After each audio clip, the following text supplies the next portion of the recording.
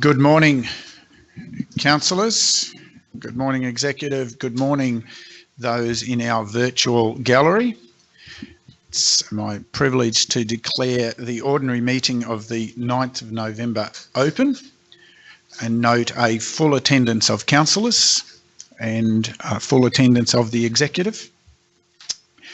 And also to acknowledge the traditional owners of the lands on which we meet and the land that forms the footprint of our great region. And in paying respects to their elders past and present and the emerging leaders they're developing, extend congratulations to them on their continued nurture of their culture. It's particularly so as we look forward into NAIDOC week this week, and express on behalf of council our support for always was, always will be as this year's theme for NAIDOC week, that in our dealings that we will continue to seek to include and understand and nurture that ongoing participation across this region. Now, just seeking to see moving. We're just seeing if we've got someone online for prayers.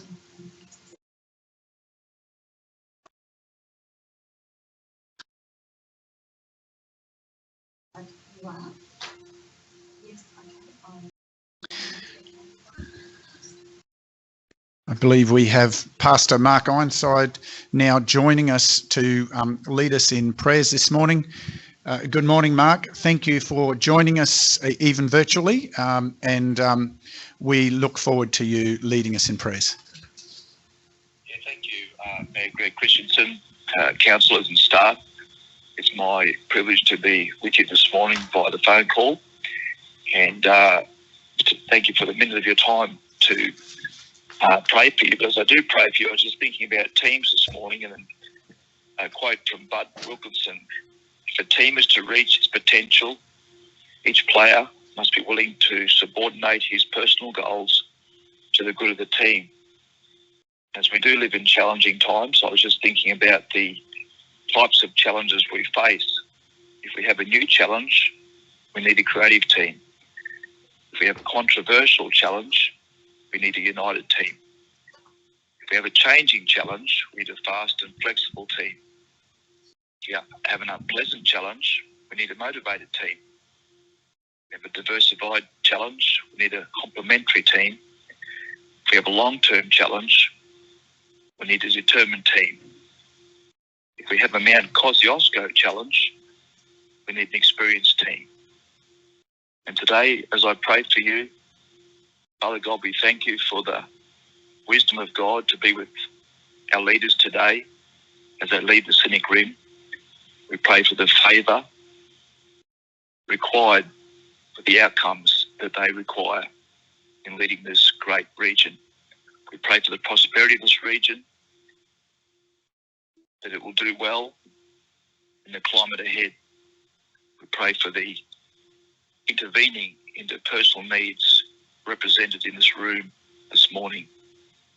And let any unseen opposing force be rendered powerless. In Jesus' name, we pray blessing upon this day to the glory of God. Amen. God bless you all. Thanks for the privilege. Thank you, Mark. Thank you indeed for taking the time to join us and share both those thoughts and that prayer for us today. And we wish you well with the rest of your day as you continue to provide nurture in our community. Thank you.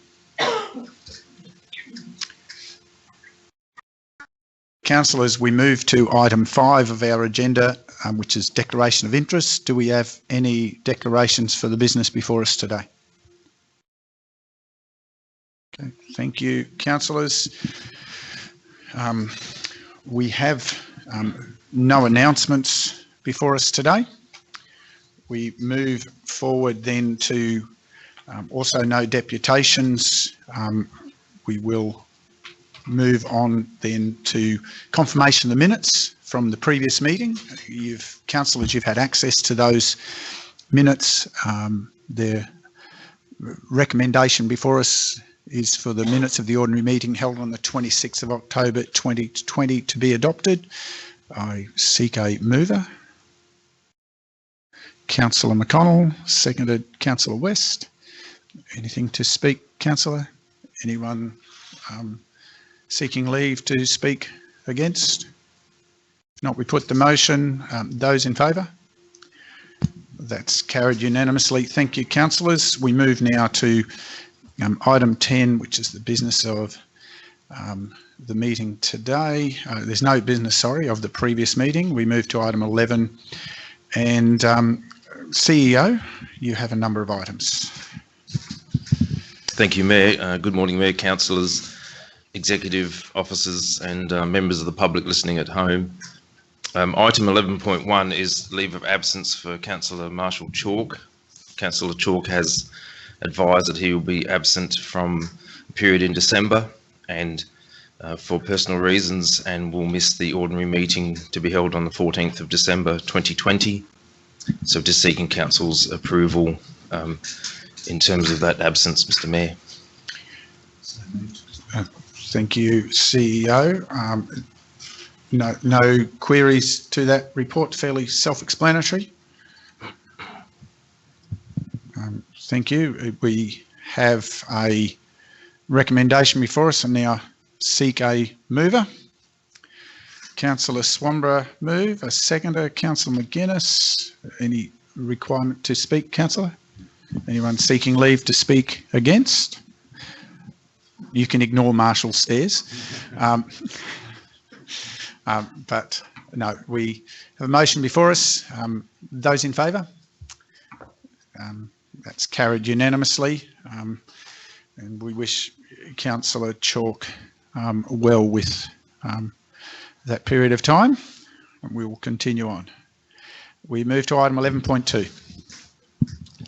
Thank you, Mr. Mayor. This item relates to Council's adoption of dates for its ordinary meetings for the 2021 period from January through to December, including a move from a current Tuesday meeting, a Monday meeting to a Tuesday meeting for the ordinary meeting, and a continuation of the twice monthly meeting schedule. Councillors have had a number of discussions around dates and days, and back in 2016 the meeting was moved from a Tuesday to a Monday for the purposes of working in with some of the local media. The preference now is to move back to the Tuesday, mainly with 24/7 media cycles now. The need is perhaps not so much there. This would enable councillors also and members of the public to have one extra day to view the agenda when it's released on the Wednesday. We don't propose to move that date forward or backward, so we'd keep on that Wednesday. Also part of the review process, Mr. Mayor and councillors, looked at the reintroduction of committees. There has certainly been some discussion amongst councillors around that process. We have looked at other councils similar size to this one, and met with South Burnett Council, the Mayor, Deputy Mayor and myself. There's certainly more benefits from my perspective anyway, Mr. Mayor, in terms of maintaining the 2 ordinary meetings in a month, just for the amount of business that we do as an organisation and the need to deal with that often rapidly. And I'm thinking particularly of some of the planning and development approvals that council has. Also, some of the other reasons are identified in the report, and one of them is the numbers of queries we used to have from members of the public and even officers with the committee process, and understanding when the decision had actually been made by council. And people were confused by that, whereas a clearer process involving an agenda and minutes of that meeting published as quickly as we possibly can do reduces that public confusion. So I have all the dates there, Mr. Mayor, that we propose for the 2 meetings a month cycle other than December in 2021 and also in January where there's normally only 1 meeting. And I'm happy to read those out at appropriate point. Thank you, CEO. Any questions to clarify in the report, councillors? Yes, I have a question. Councillor Swamborough. Question to the CEO, just in relation to the decision in this report that we're not going to proceed with committee meetings.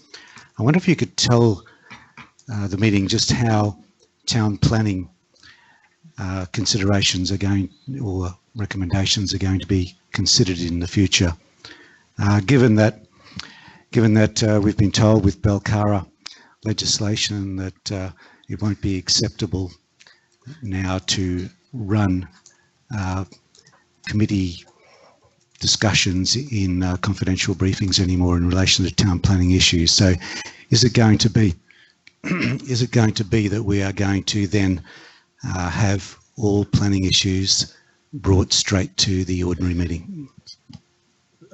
Sorry, just as a point of clarification, councillor, that's not what Belcara has said. That's a misrepresentation. The clarification is they cannot be discussed in confidential in the ordinary meeting.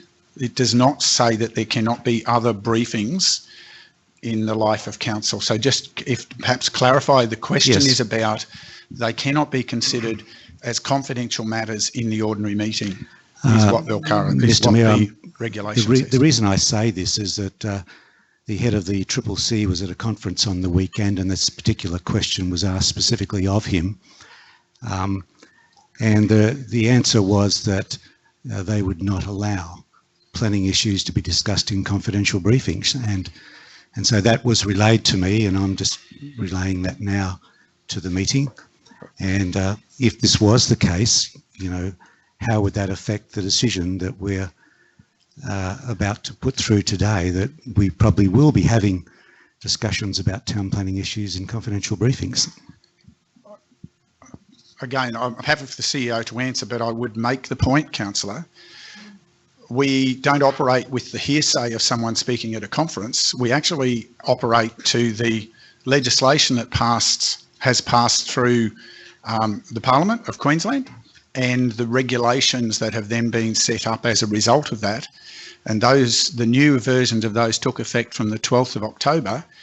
And that is what we are governed by, not what someone may or may not have said.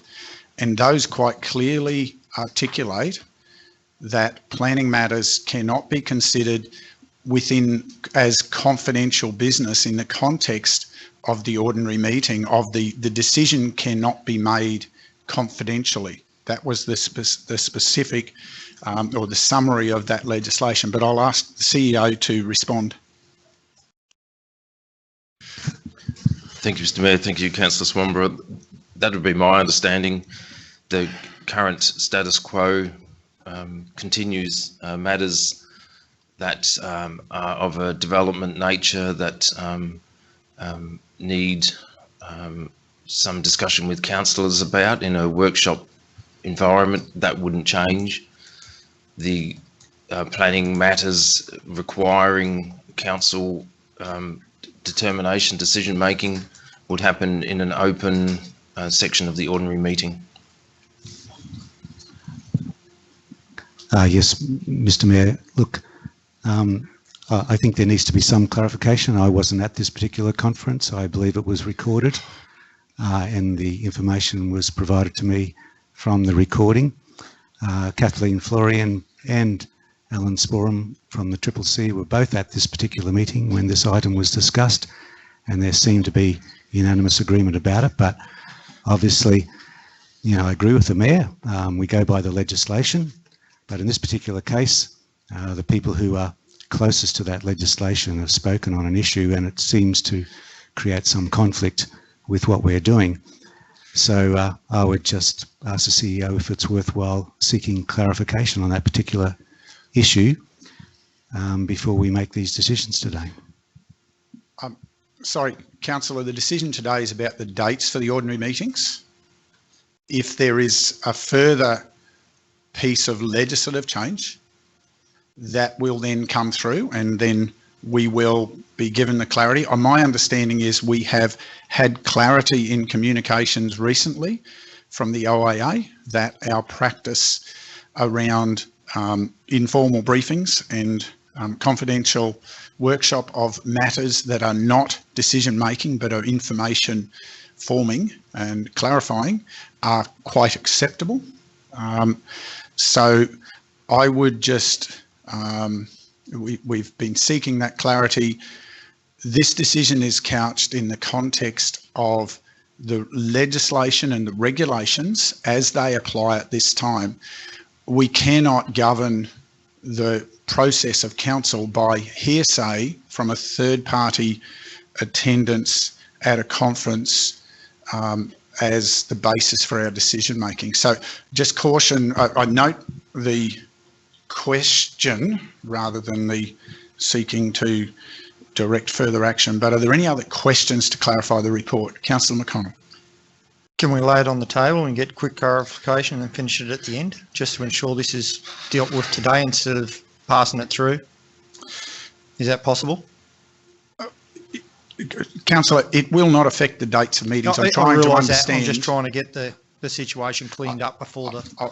I believe that's a separate matter that is more than a quick clarification. Ringing, so who do you ring?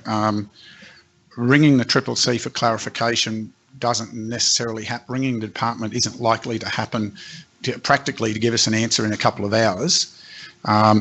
So happy that we note that there are hearsay representations that are interpreting the legislation differently to what was expressed to us in the training from the department who wrote the regulations. And we will go back to the department that wrote the regulations if we need clarity. However, for planning purposes, for being able to schedule into next year, we're already into November, being able to consolidate a set of dates is the purpose of this, is to give visibility and planning capability into the scheduling for next year. We can always revisit the dates of ordinary meetings as a revised update somewhere as we move into next year if there's a change to legislation.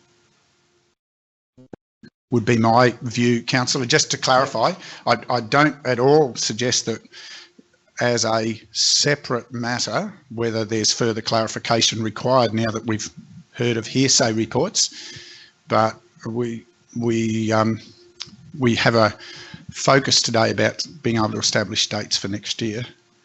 Any other questions to clarify the content of the report?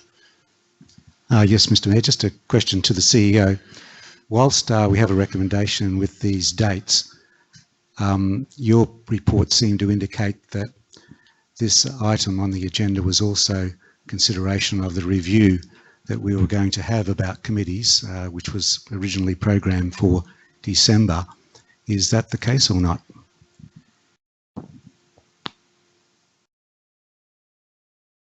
Sorry, Councillor, I'm not aware of your question.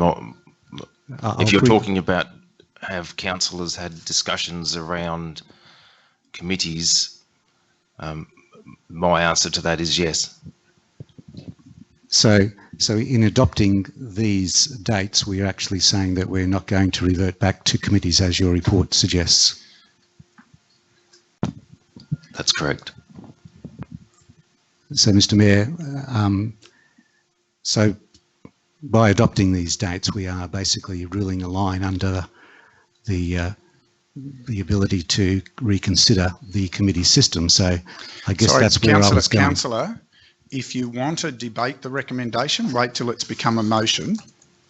But we're in the point of clarification at the moment. I've exercised a fair bit of latitude to let you go into a few areas, but if you want it, you're now, I think, at a point of speaking to it when it's formed as a motion. Are there any points of clarification or comments of clarification? If not, we'll ask the CEO to read out the recommendation. Thank you, Mr. Mayor. Thank you, councillors. The recommendation is that council adopt the following ordinary meeting dates for January to December 2021, with meetings commencing at 9 a.m. 19th of January 2021, 9th of February 2021, 23rd of February 2021, 9th of March 2021, 23rd of March 2021, 13th of April 2021, 27th of April 2021, 11th of May 2021, 25th of May 2021, 8th of June 2021, 22nd of June 2021, 6th of July 2021, 20th of July 2021, 3rd of August 2021, 17th of August 2021, 7th of September 2021, 21st of September 2021, 5th of October 2021, 19th of October 2021, 9th of November 2021, 23rd of November 2021, and 7th of December 2021. Councillors, mover, Councillor Enright, seconder, Councillor McConnell. Councillor Enright, you wish to speak? Thank you, Mayor, and thank you, CEO and the team who have gone through that review. I welcome the changes to these meeting dates for a couple of reasons. One is it provides one extra day for us to seek clarification prior to the meeting, and for myself as councillor, I find that time invaluable. So I appreciate that extra day of preparation. I know that comes at a considerable amount of effort to get it to that level, and I appreciate the contribution of the staff to do that. The second point is that, similar to the point that the CEO raised, is that the media cycle these days is not a weekly event, having to meet deadlines with newspapers and the likes. I think it's very much about providing a opportunity for information to be relayed to our community through the digital form in a lot quicker 24/7 cycle.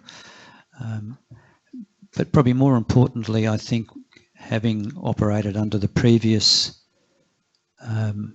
committee system in the previous term for probably 3/4 of the previous term, and operating under the new system of 2 fortnightly meetings per month, I found this system worked extremely efficiently, provided the opportunity for council to deal with the matters of business with council. Importantly, provided the opportunity for planning development applications to be dealt with in the reduced timelines that we had to conform to due to state government legislations.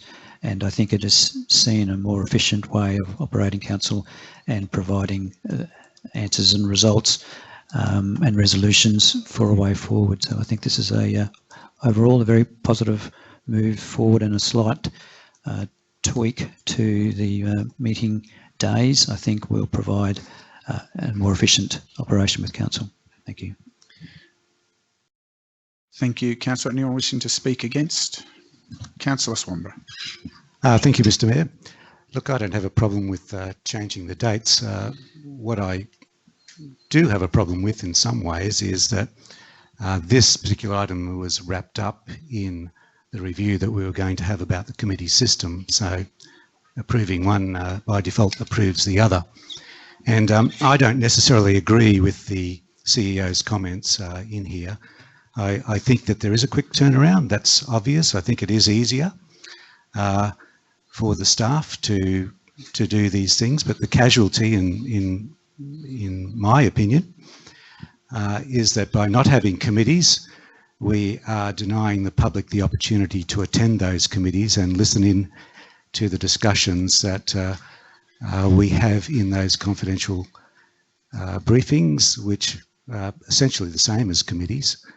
They should be really committees in my regard, so that the public can attend and listen into the conversation and the deliberative processes that occur around those committees. And the same being, the press should be allowed to come and listen to those processes, because after all, you know, those are committees that I consider to be committees, which are called confidential briefings, you know, go for a day and a half, where this ordinary meeting today probably will go for 2 hours maximum.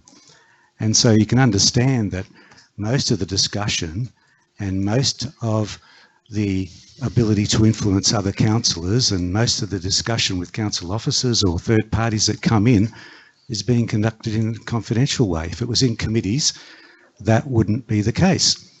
And so this is the reason why I would have liked to have had more input into the committee system, because I understand the CEO's point of view in this report about certain things, but it doesn't make any comment as I have just made now. And it also says that a 2-week cycle, you know, is much more preferable. We haven't considered a 3-week cycle, which could accommodate committees, which a lot of councils have done. And it doesn't really say that this council from 2008 right up until July last year has had a committee system. And so if it was so resource hungry, why is it that we kept it for so long? Isn't that a demonstration? Councillor, I'm just conscious of time. Yeah, isn't it a demonstration that the council has the resources to run a committee system? It has done. It's worked in the past for longer than the current system. And I don't understand that particular argument. Anyone else wishing to speak in support of the motion? If not, I will speak in support of the motion. The clarification, this is a discussion about ordinary meetings, and the discussions that have been taking place around ordinary meeting agenda items, I reflect particularly over the last year, these conversations have sometimes run to the extent of the day, depending on the nature of the matters that come before council, because that's the discussion that's needed for the agenda items. There is no way at all that in supporting this, there's a suggestion that decisions are being made in confidential forums, that all decisions are made through ordinary meetings, and by having the frequency of those meetings, we have, in line with the expectations around some of the planning matters that come our way, we now have the opportunity to meet those timeframes reliably and allow for efficient movement of actions through council for officers to work with the community in a proactive way. There is no confidential workshops and briefings are not a place where deliberative actions or decision making takes place. They're about building understanding so that we have adequate information when matters do come to the ordinary meeting, so that we're able to properly consider them on the day. And that is the purpose of ordinary meetings. That's why the frequency allows us to keep our meetings at a relatively manageable pace, so that we can move things through. And if we were moving back to a less frequent meeting date, we would find ourselves with much longer agendas, and we would be slowing down the business of our communities. So I'm supportive of establishing this schedule of dates, and it doesn't preclude any other discussions about other deliberative processes should we decide to do so in the future, councillors. Anyone else wishing to speak against the motion? Anyone else seeking leave to speak? Yes. Councillor West first. Thank you, Mayor. Look, I just want to mention that obviously we're about the timeliness and efficiency of council business, and having worked under the system of committee meetings as well as ordinary meetings, we would all be on the same committees. So really to be having 2 ordinary meetings a month to be getting on with the business is a much more effective way of dealing with council matters. Thank you, Councillor. Anyone else seeking leave? Councillor McConnell? Yeah, I'm on the same line, because if we ask the same questions in a committee meeting that we ask in an ordinary meeting, it's just a double up. we should be asking whatever we ask in the workshop, we should be asking in the ordinary meeting as well. So it's not as if we're only asking those questions within the workshop. We're bringing those same questions and those same queries to the ordinary meeting. Only having the ordinary meeting, though, does mean there's no lag between what's mentioned in a committee meeting. Workshops, we don't have committees. No. If we had a committee, yes, because there's that lag time of a week, it gives the community a week to listen to it and understand it, and then maybe make some comment on it before it comes to a decision. At the moment, the first they hear about it is when the agenda is released, and then we ask our questions in the ordinary meeting, and then it's decided. So I can understand there may be some perceived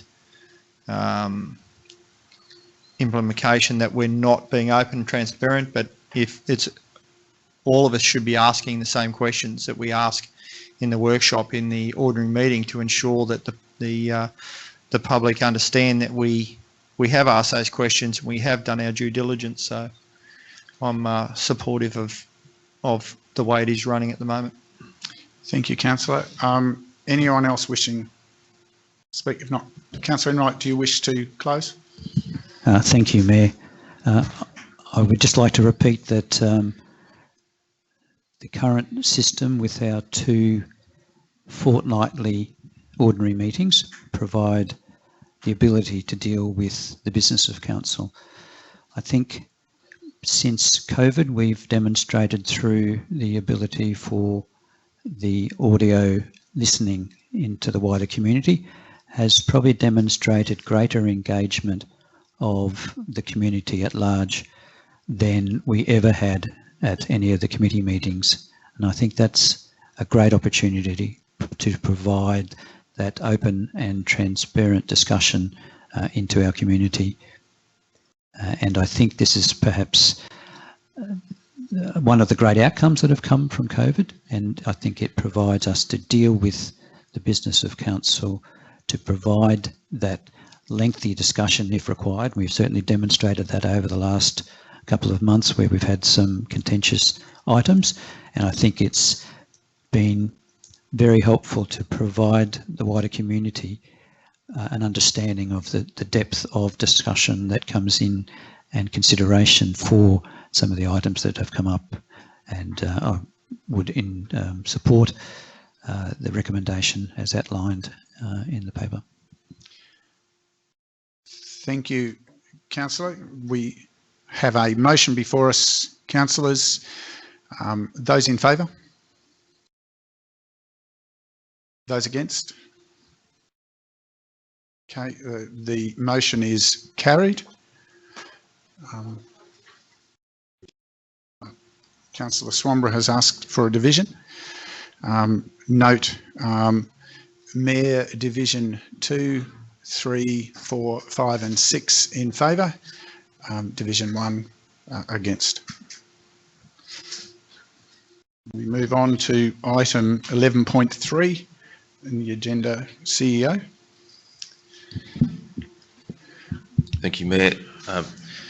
Councillors, this item relates to likelihood of leave that I'll have during the December-January period. Dates to be confirmed at this stage. And that's a usual process that we go through this time of year, just to appoint an acting chief executive officer in accordance with the legislation. This year, though, the recommendation has a additional component that just provides for any unexpected leave that may be needed during a 12-month period.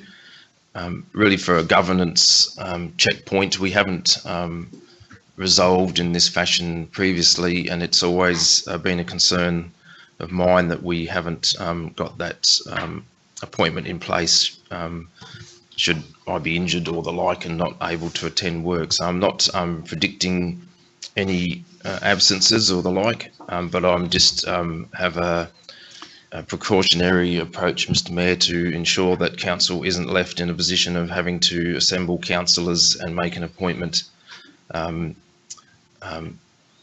a special meeting format. This is just to be prepared like a Boy Scout, Mr. Mayor. So I'm happy to read the recommendation.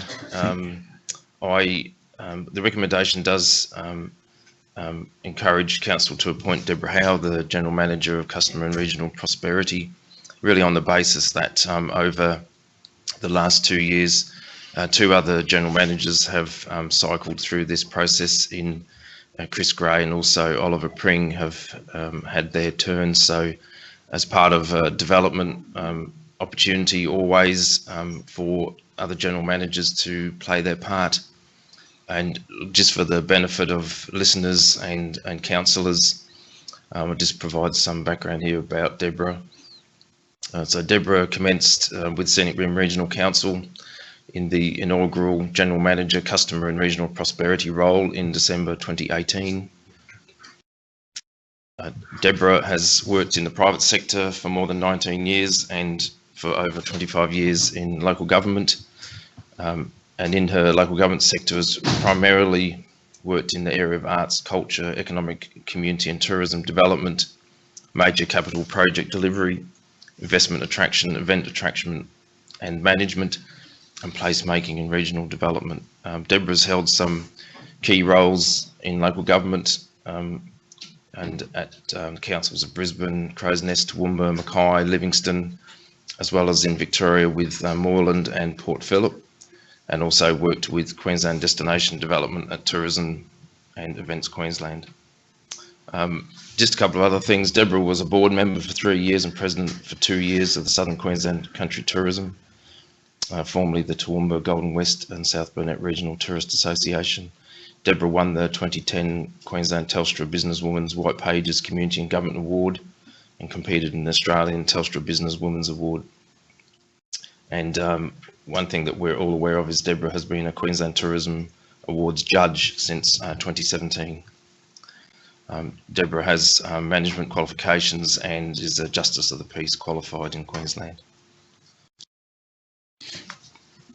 Thank you. Sorry, CEO. I was going to read the recommendation. Just any questions to the report? Sorry, councillors, clarifications? Yes, just ask the CEO, is this annual appointment is going to be the same for all the general managers for subsequent years, like appointed over a 12-month period? That's the intention. It's just this would be the first year of doing so. I think just to ensure that council's meeting the legislation and being prepared, we would do that. The appointment in November period 2021 would be similar to this if this is council was happy with this motion today.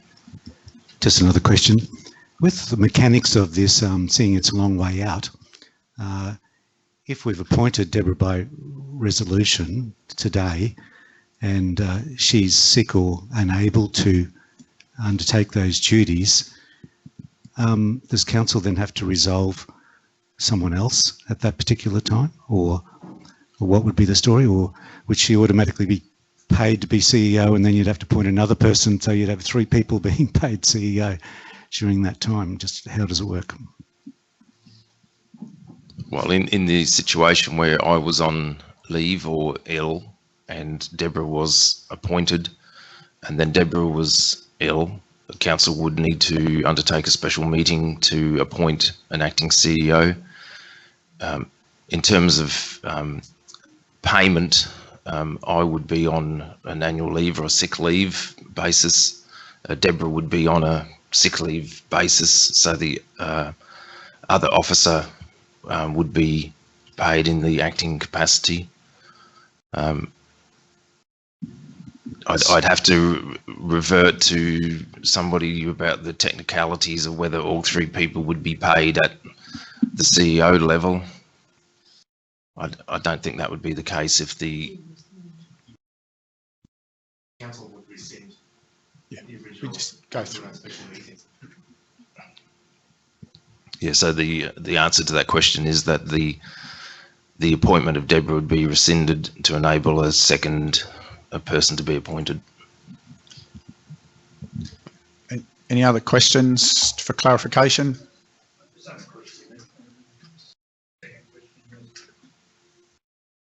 If not, we move. Any other comments? Otherwise, we move to recommendation, please.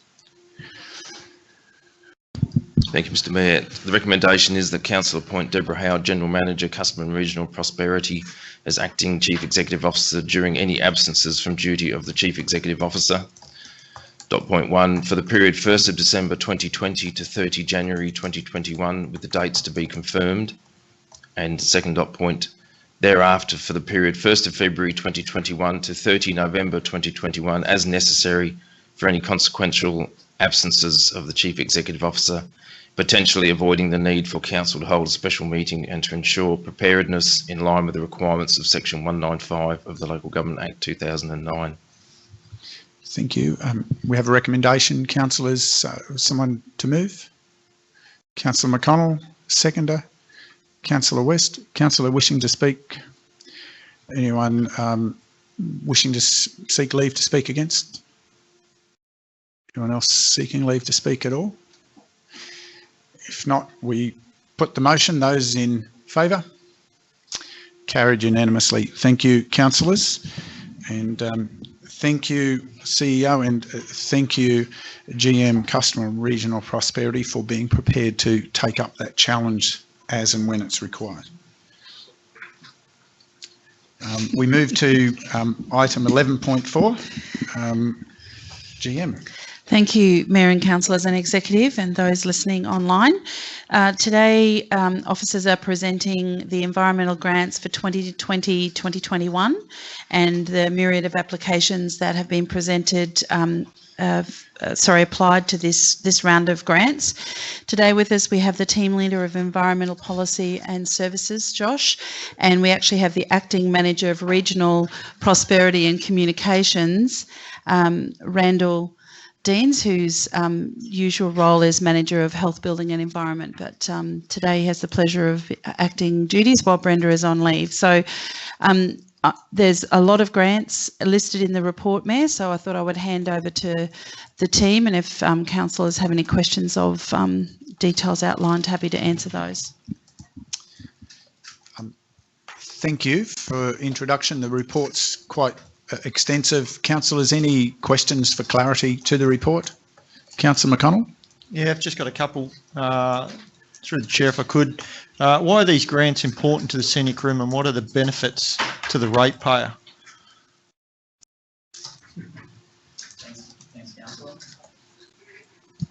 Thanks, Councillor. That's a good question and a complex question. There's really two components to the question. The first being the environmental value that the grants can provide. So in terms of the works on ground that a lot of these community groups and landholders are undertaking, they create local improvements in environmental value, but also region-wide improvements in terms of water quality, soil health, improvements to air quality, all the ecosystem services that support the Scenic Rim region. The other component is that they also support our industries that are supported from our natural values and wilderness, industries such as tourism and our large agricultural sector. The second component is in regards to the community value that they provide. There's a great deal of importance in empowering our community to undertake these projects and take ownership of these projects. The environmental grants gives council the ability to support these local groups, and then these local groups can then move on to become important parts of our society in terms of moving forward in the, I guess, tackling larger things such as climate change. So there's really two elements to it, and it's a great question and a very complex one. Thank you. What type of work and items are the funds spent on? Typically, the grants support a variety of works on ground. So this round has actually supported our local land care groups in undertaking weed treatment works, tree plantings and restoration works on some of our council reserves. Other applicants also include land for wildlife properties. These typically are weed treatment works as well. We've also had applications in the space of environmental education. So we've had applicants looking to install bush tucker gardens and undertake community education activities. So these are the typical types of activities we see in these. Thank you. What measures do we have to ensure that the work has been completed? The measures to ensure that the work has been completed commence from when the applicant actually lodges their application. So through the application process, the applicant's required to outline all the goals and objectives as part of their application. We then work with them depending on the scale of the environmental grant. Our larger grant recipients we work with more closely just due to the nature of funding. But basically they put forward the objectives of their application, and then in 12 months' time we request a final project report. This dictates how they respond to in terms of the success of their grant application, but it also outlines some of the challenges they come across in their grant application, whether it be things such as weather or COVID this year. And then as part of that final project reporting process, we also require acquittal forms as well, so things such as receipts of expenditure and the like. So there's a whole project reporting process based around ensuring that they achieve the success that they do under their application. Thank you. What are some of the major successes that this grant's achieved? There's two parts to that. In terms of project successes, we've had many. We've had a lot of our land care groups have been very successful in revegetating a number of our reserves over the years and planting tens of thousands of plants on our reserves. And then also some of our catchment groups have also restored several kilometres of waterways. In the education space, we've had the Tamborine Mountain BioBlitz was a great project in previous years. But the successes are all based on the projects that they lodge, and the harder question is around the overall environmental outcomes and how you actually capture that. And that's a longer term question of while the project might achieve its outcomes this year, we may not see the longer term benefits for the region for several years. Thank you. Thank you, Councillor McConnell. Other questions for clarification? Councillor McGuinness.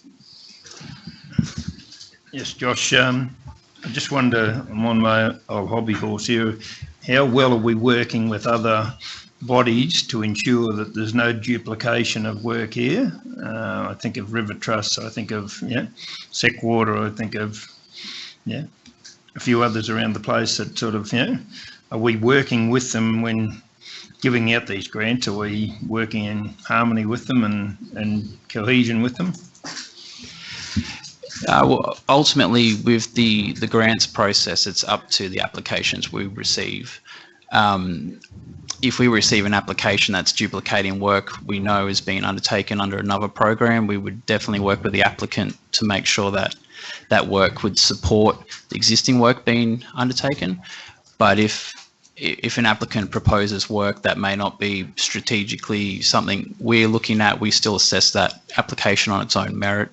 And if it's a worthy application, we will support it. Councillor Enright.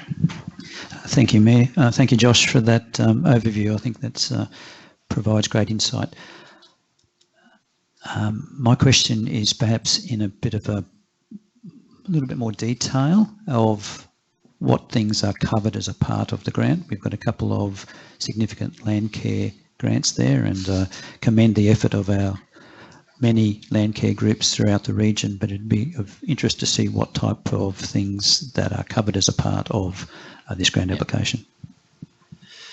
This year, the two larger applications that were received are for our two land care groups, Tambury Mountain Land Care Association and Beechmont District Land Care Association.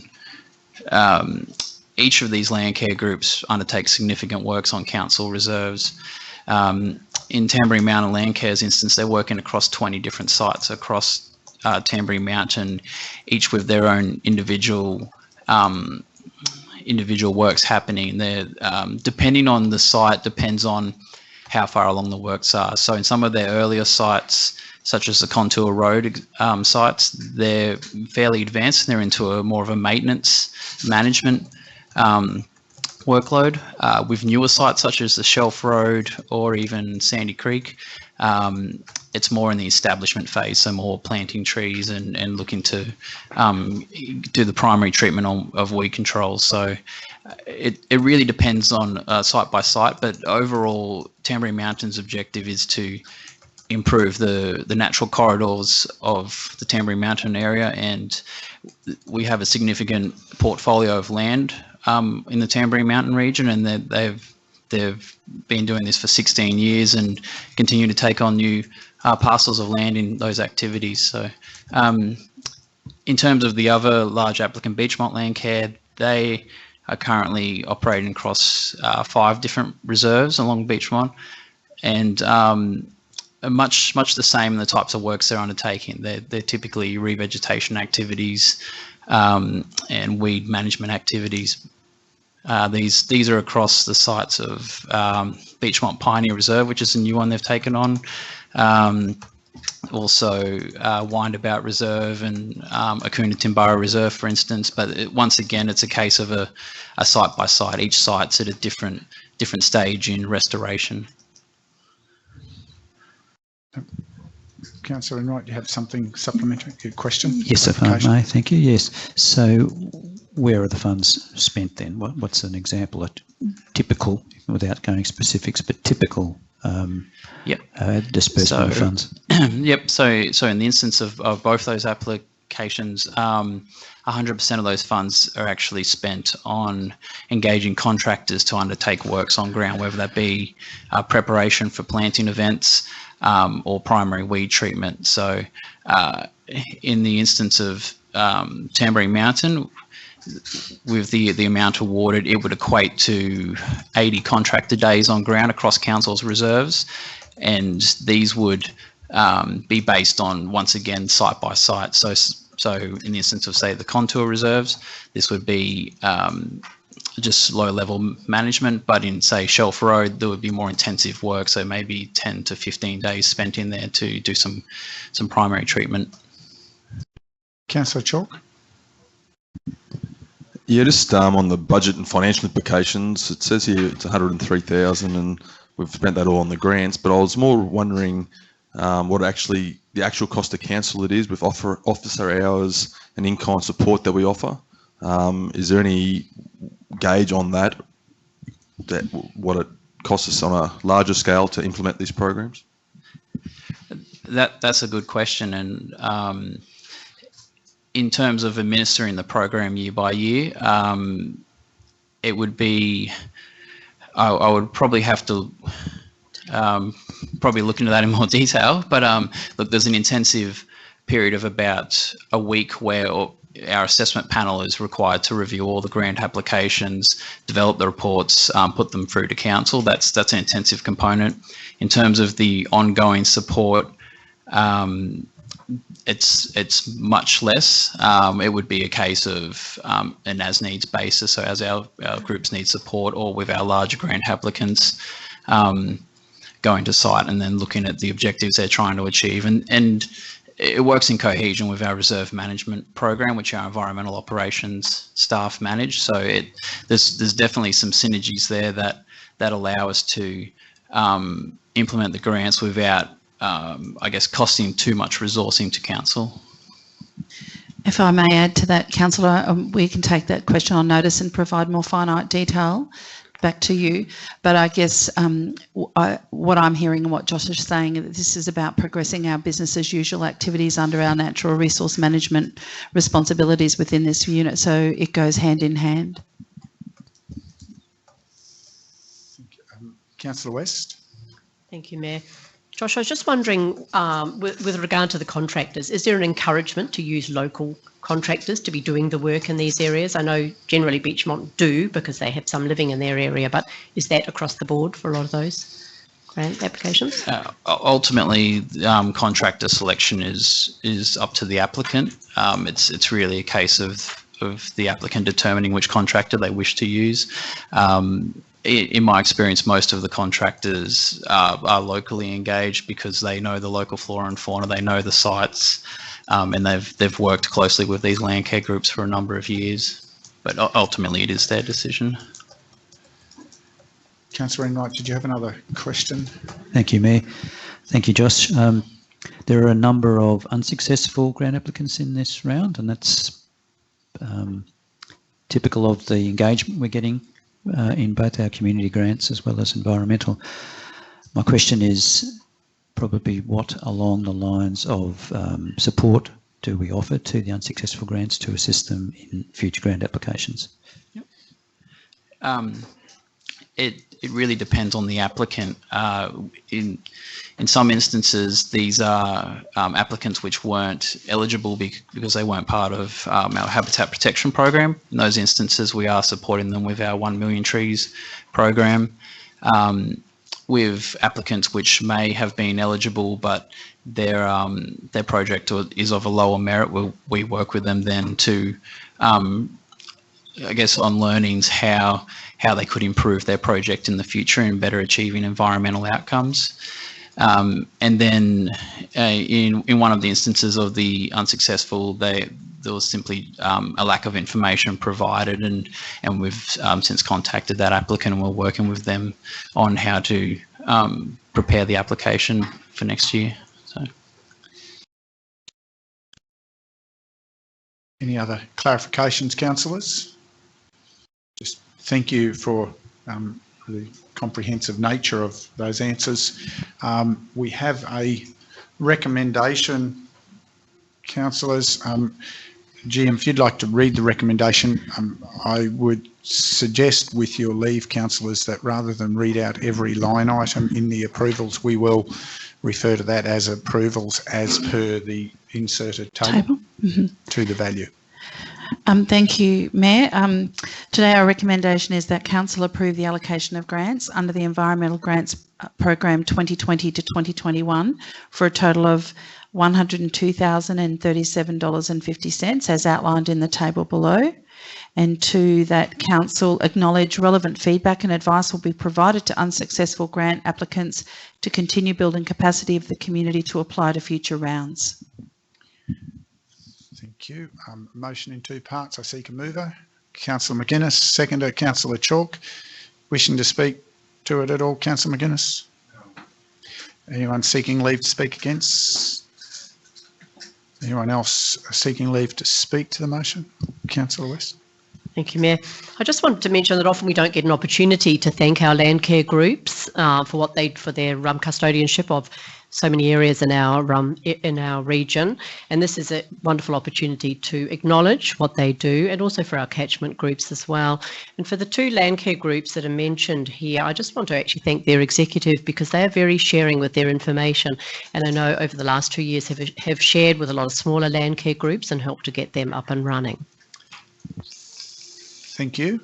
Anyone else seeking leave to speak? Councillor McGuinness, did you want to close? Yeah, just to congratulate staff on a well-presented report and well done. Thank you, Councillor McGuinness. I put the motion as read out. Those in favour? Those against? That is carried unanimously. Thank you, councillors. We move to item 11.5, GM Asset Environmental Sustainability. Thank you, Mayor, councillors, executive, and those listening online. Item 11.5 deals with a request to consider the extension of the current lease agreement with the state of Queensland for a part of a reserve situated on 2929 Lake Mugga Road, Mount Edwards, known as the Arachula Livestock Inspection Centre.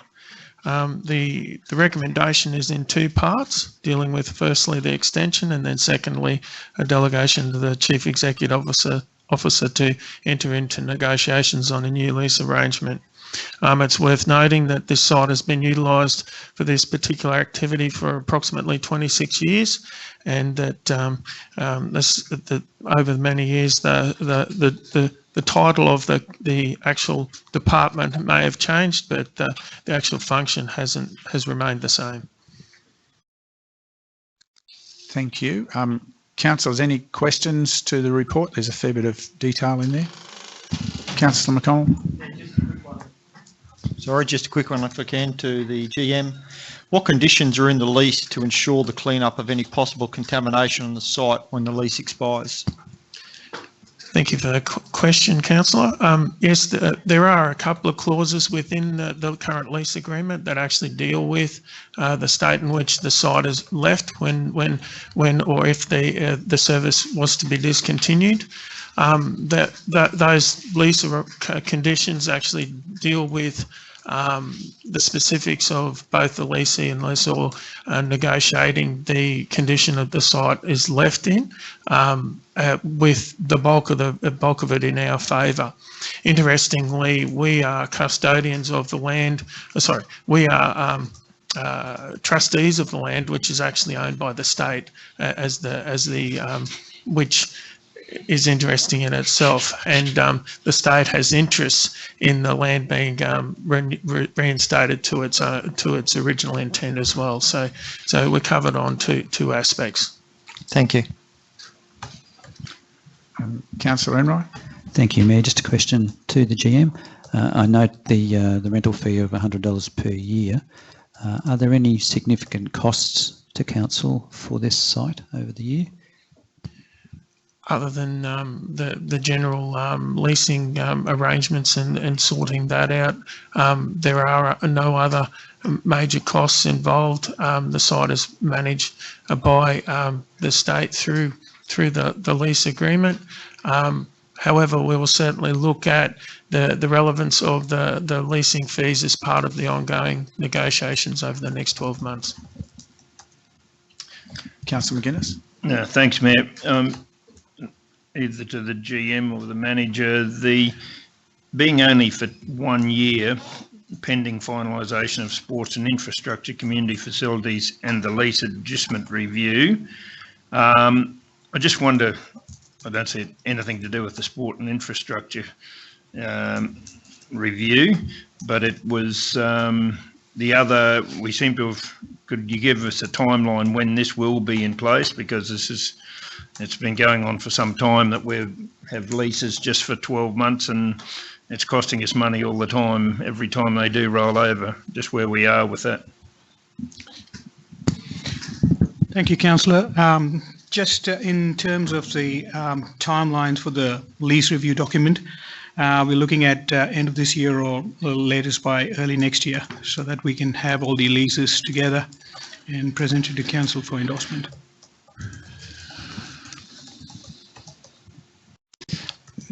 Just as a further point of clarification to follow on that question, the challenge, would I be correct to understand that the reason that the review is taking place in parallel is that reality is we have a lot of matters that are coming to the end of their natural life and needing to roll over in parallel with being able to finalise that review? Is that the nature of where we're at? That's one of the factors, but the other factor is we have a number of leases sitting on different clauses and agreements at the moment, which we're trying to align and also bring some kind of consistency across the board. Thank you. Thank you. Any other questions for clarification to the report, councillors? If not, ask you to read the recommendation, please, GM. Thank you, Mayor. The recommendation is in two parts. The council extend the current lease with the State of Queensland, represented by the Department of Agriculture and Fisheries, over Part Reserve 855 Lot 279 on CC 2356, situated at 2929 Lake Mugger Road, Mount Edwards, known as the Arachula Livestock Inspection Centre, for a 12-month term commencing 11 October 2020 to 10 October 2021. And secondly, Council delegate to the Chief Executive Officer the authority to enter into negotiations with the State of Queensland, represented by the Department of Agriculture and Fisheries, for new lease arrangements upon the completion of Council's broader leasing document review. Seeker mover. Councillor West, seconded Councillor Chalk. Wishing to speak further, Councillor? Anyone seeking leave to speak against? Anyone seeking leave to speak additionally? If not, we put the motion. Those in favour? Carried unanimously. Thank you, councillors. We move to item 11.6, GM Council Sustainability.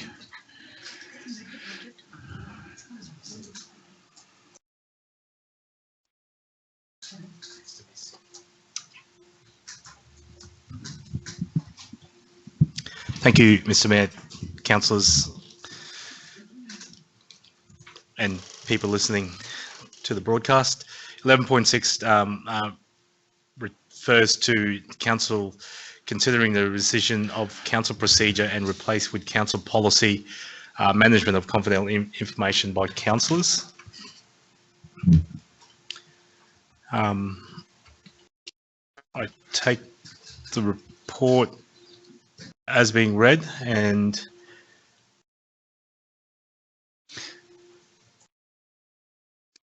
whether there's any seeking of further clarification following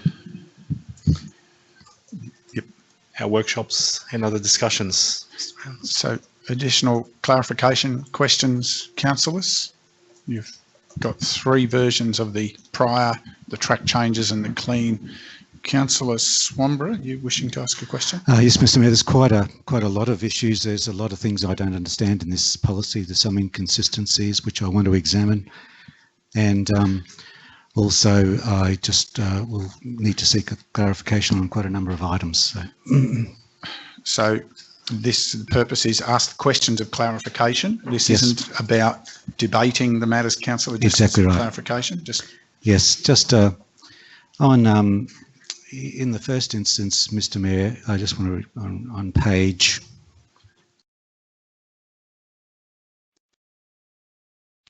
29 of the report. Under the heading report background, it says every item of information that a councillor has access to. Look, and I do understand that this is guidelines for councillors. This is our benefit. It's not supposed to be any rule that we can be prosecuted under. It's our guideline. Okay, that's fair enough. So I'm trying to understand this guideline. Every item of information that a councillor has access to and which has not been published falls into this category of confidential information. I'm just wondering, I looked that up and I scoured the Act and the regulations to try and find out where it says that, and I can't find it anywhere. I wonder if you could tell me where it says that that is a definition of how information is confidential. It hasn't been published. Councillor, information is confidential to a council, is it not? You have to just be very close to it. Councillor, information is confidential to councillors by virtue of having access to it because you are a councillor. A member of the public would not have the same access to the same information. And that's the starting point of confidentiality.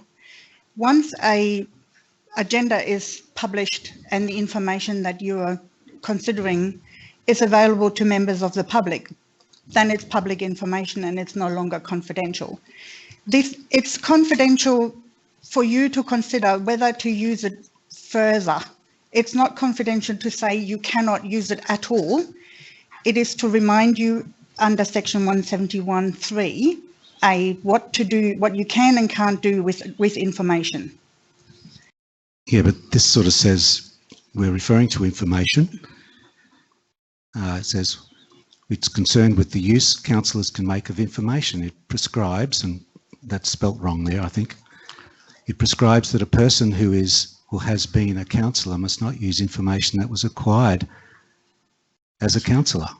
Every item of information that a councillor has access to, which has not been published, falls into this category. But you know, there is a definition of information which is much broader than anything that that's been published. It's the section of the Act that we're talking about, Section 171, and it's to assist you in identifying what item of information might be considered confidential to council.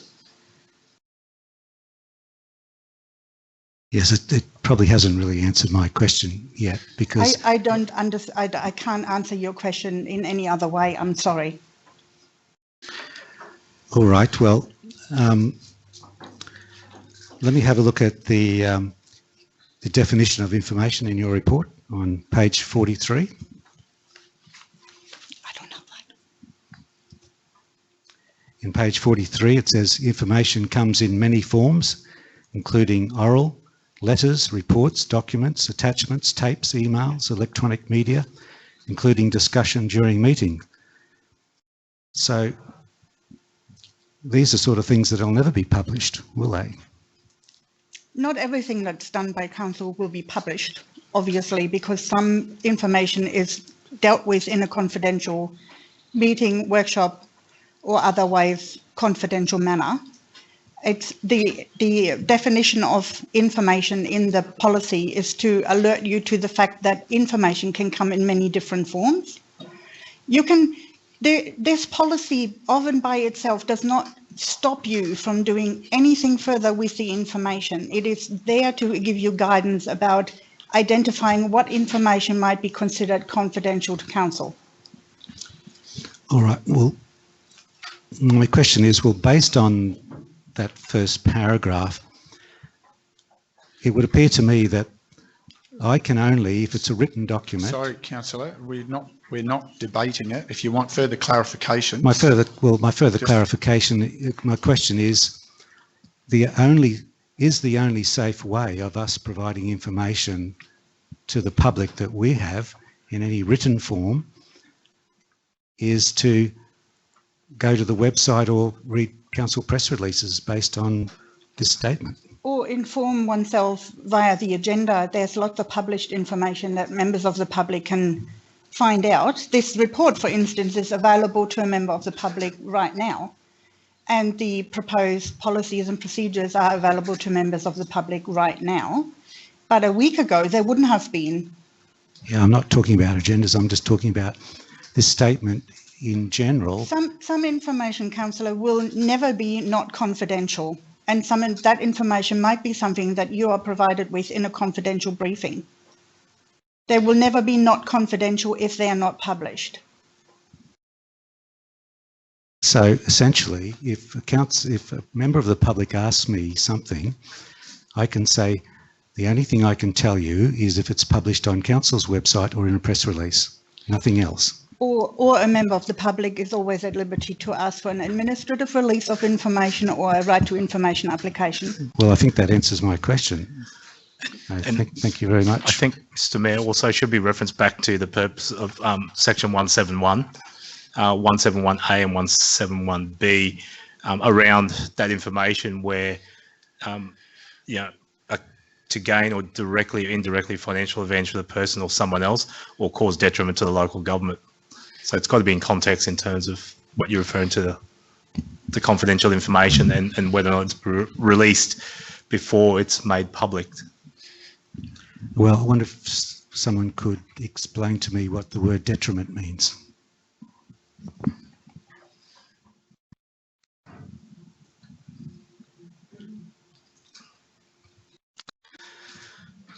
The state of being harmed or damaged, cause of harm or damage. Okay. Mayor, could I just ask the question in another way to clarify? Mm-hmm. Your indulgence, Councillor. If we ask a council officer on behalf of a member of the public for a question and we give that answer back to that person, or are we at liberty to give that answer back to the public? It might be when is my road getting graded or whatever it might be.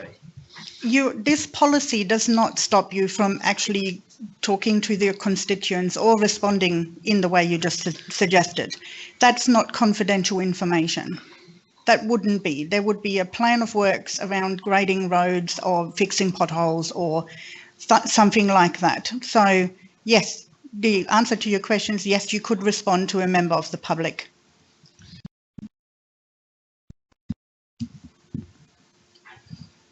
Okay, so that statement, is that statement not quite correct, well, that the information has to be published, to be non-confidential?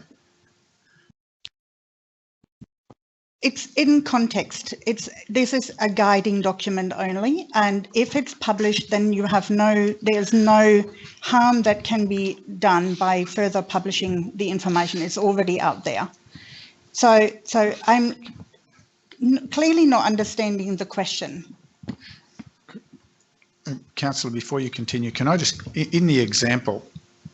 clarify, in the example that Councillor McGuinness just cited, the form of publishing would be what the advice or response from the appropriately responsible officer to that could be. And for example, the response could equally be, there's no work programmed in that area, so I can't give them a time frame, rather than a specific date. That would be an appropriate response that the officer is providing regarding a particular, that particular example, as a published response, as an operational advice. Correct, yes.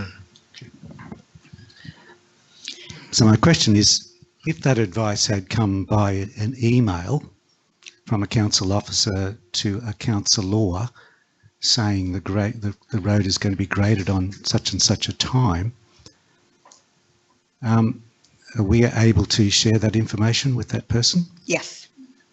Even if not by forwarding the email. Yes. The point so I think the point of clarification is which information you forward share, Councillor. If you take that information, I guess my personal view is I try not to get myself in the middle. I would let the officer communicate that directly and keep me informed. However, if you intend to be the one conveying it, I believe the clarification, and I'll seek this from the GM, is if you take that information and put it in a separate email rather than on forwarding the details of other parties to that email. That's GM, correct, Mr. is that the clarification? That's correct. My question is, if at the bottom of that email it has a disclaimer to say that all information in this email is deemed to be confidential, does that change the equation? I believe the confidential nature of the information is on the bottom of every email. That's standard. If what we're actually talking about is a response to a request for information under the acceptable requests policy and procedure, which is not this one.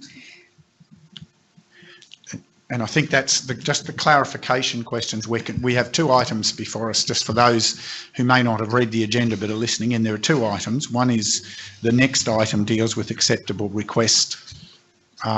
So we have two items that quite often get intertwined. So it is a challenge and exercising some leeway to try and let the questions focus on understanding. Councillor, do you have further clarifications? Yeah, look, I'm just trying to work out. So I get an email from an officer and it says that their road's going to be graded at such and such a time on such and such a day. So, I've been told now I can't on forward that email. I've got to recreate it to forward that information on. But then I look at the bottom of the email and it says that everything in this email is privileged and confidential. So doesn't that create a fair bit of confusion with even the councillor that they don't know whether this is about forwarding the email or whether it's about the information that's in the email that's going to be confidential? Councillor, the information, it's a matter for you to decide whether the information, by passing it on to a constituent, would cause damage to the organisation and for instance, the example that we're working on would not cause damage to the organisation by you performing your role as a councillor and informing one of your constituents. So the bottom of an email will say that the information is confidential and it's for the person who it is addressed to. And so this policy requires you to undertake an assessment whether or not the information is suitably described as information confidential to council, and if it is, you should not further disseminate that information in whatever form you choose to do. Yeah, look. So do you have a question? A further question? I do. Yes, I've got a lot of questions, Mr. Mayor.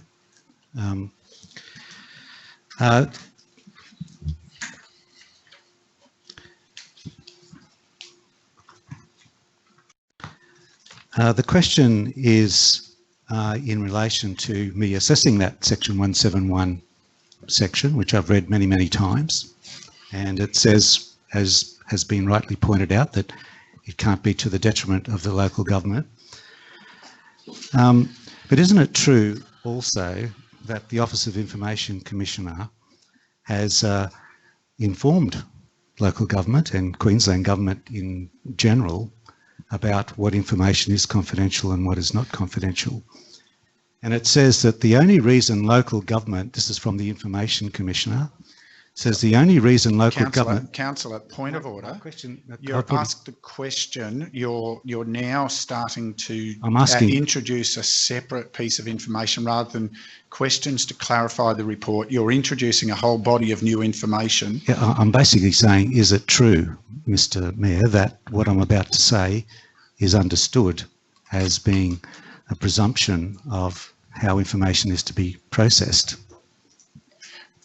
Can I ask the question? Continue, but I'm just caution about getting into debating, that's all. Is it true that the Office of Information Commissioner has said that the only reason local government can withhold information is that its disclosure would be on balance contrary to the public interest?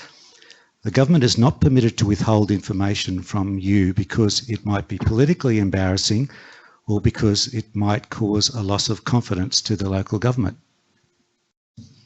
Councillor, that is correct, but that relates to information sharing with members of the public in response to a right to information request.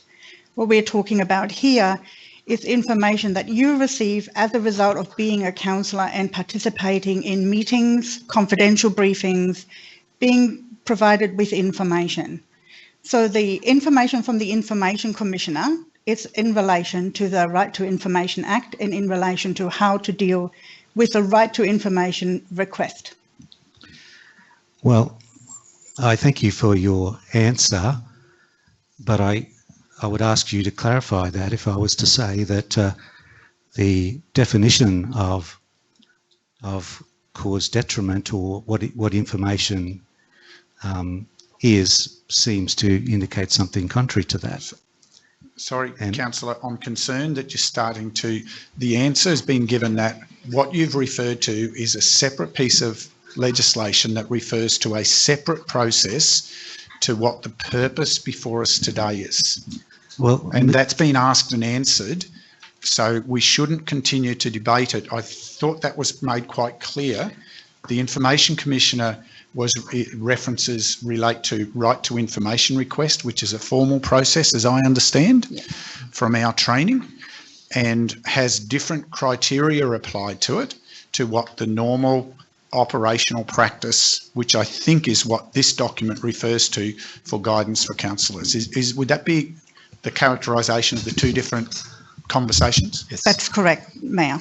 Yeah, thank you, Mr. Mayor. We'll have to move on and disagree on that particular issue. I want to ask a question in relation to page 36 of the old policy and page 40 of the amended policy. And it talks about what is confidential and it's giving us advice. Page on the agenda is it, mate? Page 36 in this report.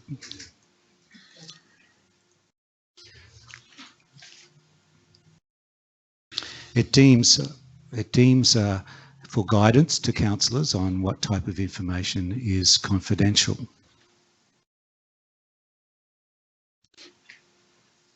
So for clarity, page 36 refers to the policy that we're proposing to replace today. The document that's correct. Proposed for replacement. So that's correct. It's not the document we'll be making a decision about. That's today, correct. Councillors. Yes, I understand that, but it just hasn't changed between the two documents. So let's go to page 40, if you like, which is the redlined one, which is going to be changed.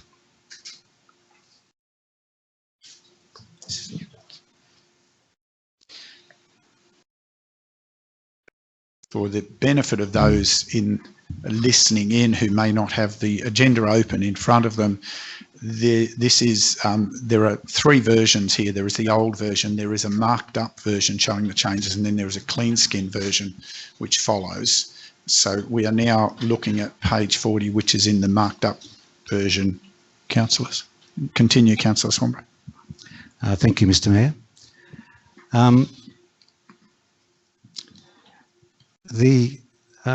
One of the things that it says is confidential information for guidance is financial analysis where the information may compromise council. And I'm just wondering if I could just have someone could explain exactly what that is, perhaps Oliver, the manager of Council Sustainability. Council Sustainability. Yes, thank you, Councillor Swanborough. I guess some of the information could relate to in our budget workshops, where we discuss a number of scenarios that aren't necessarily set in place or adopted by council. Release of those could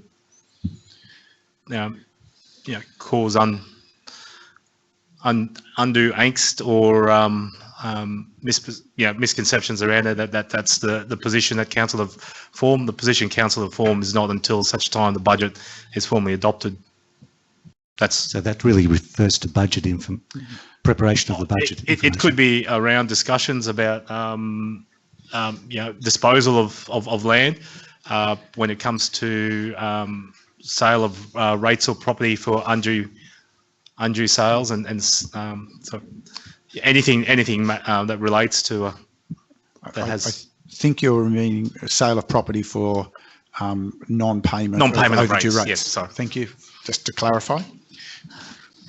Another question is, in their information examined or discussed in councillor briefing sessions, unless the CEO declares that such information is not confidential. I'm just wondering how that would actually work, in that this is guidance and there's a clear statements in these reports that the CEO doesn't, have the power to, preside over what's confidential or not. And this report tries to say that it's all up to the councillors. If you don't want it to be confidential, well, make a resolution and say that it's not. But this is different, isn't it? Because it's in a confidential briefing where decisions can't be made. So here, information in confidential briefings is being deemed to be confidential, and the CEO has that power to decide otherwise or not the councillors in this instance. I guess in discussions in a briefing session is confidential as a starting point. So it's up to the CEO whether there's a request to be able to release that information. That's the way I. Sorry, the CEO would just like to comment. Potentially, Councillor Swanborough, in relation to that question or comment, with the workshop briefing sessions moving forward, we may well, as officers, identify reports within the workshop briefing session that potentially wouldn't be confidential following the workshop, that may not then go to an ordinary meeting. So we're anticipating some changes to the way in which we would present reports at that workshop session. The detail of that hasn't been determined, but it's bringing to life this in a way that's really clear for councillors. Okay, so it's not councillors who are determining that, is it? That what is going to be deemed confidential or not, that's really the CEO's job to do that. Sorry, can I just seek to clarify that comment, clarify my understanding of what was just said? And the way this reads, everything that is in a workshop is assumed as being confidential. There is no mechanism for councillors at a workshop to make a decision or a deliberation about a matter.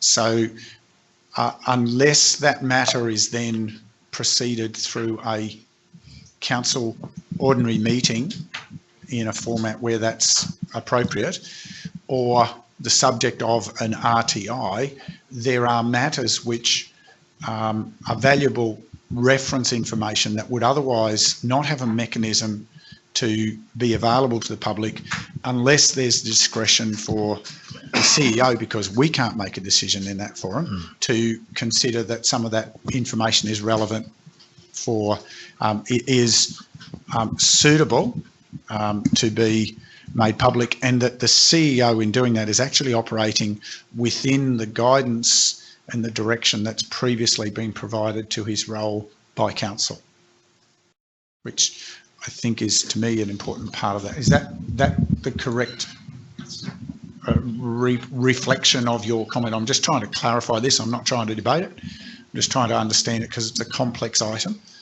And for those who aren't sitting looking at the report, it's even more complex, I'm sure. Certainly, Mr. Mayor, and I'm talking about something that is yet to happen in terms of a report to council around briefing sessions, policies and the like.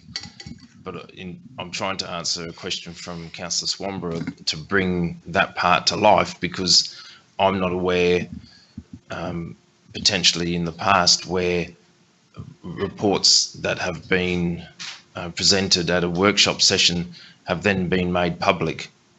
So I'm trying to inform the councillor by saying that our intention is to come back with a policy. I'm foreshadowing something that hasn't happened yet, but in order to answer that question. Otherwise, it would be on a case-by-case basis of councillors potentially asking a question of, could that be made public, and a determination occurring. Thank you. Councillor Swanborough, I'll just ask you to pause for a moment. Councillor McGuinness has a question. Yeah, probably along the same lines, Mayor. There's things that come to our briefings that don't end up coming to the ordinary meeting, but it's for information only. And I suppose that's where are they public? If it's there for information and that's going to be the policy moving forward, no, policy mightn't be the right word, that'll be the situation moving forward. Have the public got a right, when do the public have a right to know about that? Currently, the policy would say that every matter at a workshop is confidential. Full stop. That's what that's right. And the Council of Forums and other briefings policy, similar wording to that, currently says those words. And that's quite understandable when something's going to come to a council meeting, ordinary meeting. But when it is for information for councillors, should that be, or can that be shared with the public, or when can that be shared with the public? Sorry, yeah, because it will be the situation moving forward with compared to not going to the ordinary meeting. Councillor, I understand that was the example, that exactly what the CEO, am I correct in that? Just clarifying that would be where that discretion would allow that to be released, Councillor? Yeah. So, yeah. The discretion is there now, but I don't receive requests about those matters. So the policy at this point is very clear that anything in a workshop is confidential, even if it's just for information purposes. So I'm trying to foreshadow something that supports the confidentiality policy by saying that we'll come back to council with discussions around how we can make that real for councillors and the community by identifying within a report to workshop whether it's a confidential report or whether it can be released. So we'll try and do that determination ahead of time. Councillors can also make those requests at any time. I was going to say it's a two-way street. I would have thought that, you might lead it or we might lead it. And if it's deemed to be a collective view I know we can't vote on these things, but we should have an opinion to you, no doubt. Councillor Enright's got a burning question. Thank you, Mayor. And this is perhaps just continuing on this same theme to help me understand the situation where the CEO might be able to declare that something is not confidential. Perhaps this question is too early in the discussion about this, so I'll put that as a disclaimer. But could the CEO give me an example of an item that might come up in a workshop that might be considered not confidential? And I couldn't think of something myself, but it might be such a minute circumstances that we're focusing on something that's... I could give an example, Councillor. Through you, Mr Mayor, I could give an example. The CEO have the first chance to respond to the question to him. Look, I think the answer to that, Mr Mayor and councillors, is until we have discussions with councillors around potential changes to that other policy, we're trying to find an example that we haven't yet determined in clarity, unless Orly perhaps has an example that's you have closer to mind.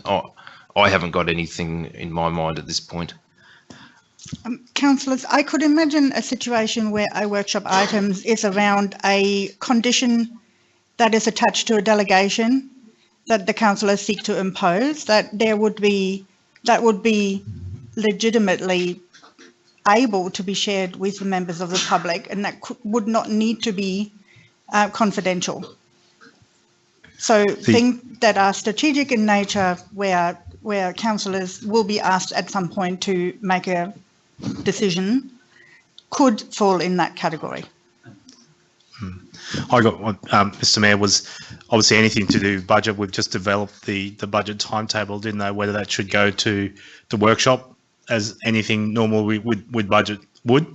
However, that wouldn't be deemed as confidential. It only sets out a date. So instead of going to workshop, that will be provided just via email to councillors, even though it pertains to budget. It just sets the dates out for the budget workshops and the likes.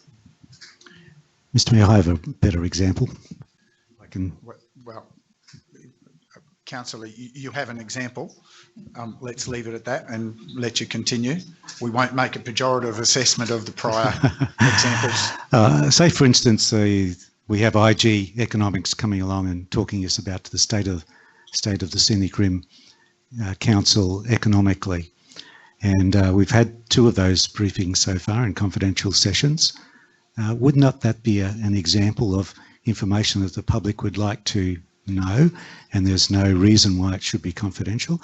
After all, the whole thing should be determined by the section in the Act, which talks about, what should be in closed meetings, section 254J.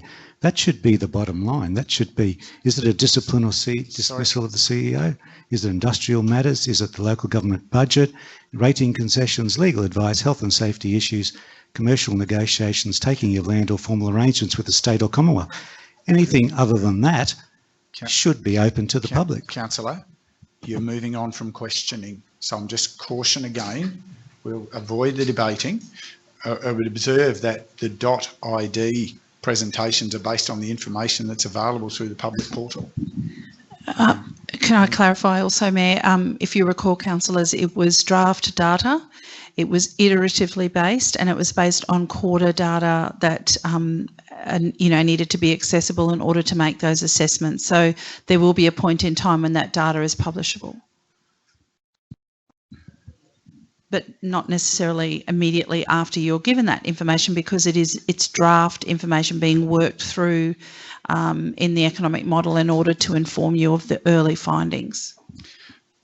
Councillors, we are going to pause there, take an adjournment and return at 11 o'clock. Just conscious that we will return, Councillor.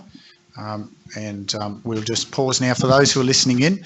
Please grab your cup of tea and return at 11 o'clock. Thank you. Councillors.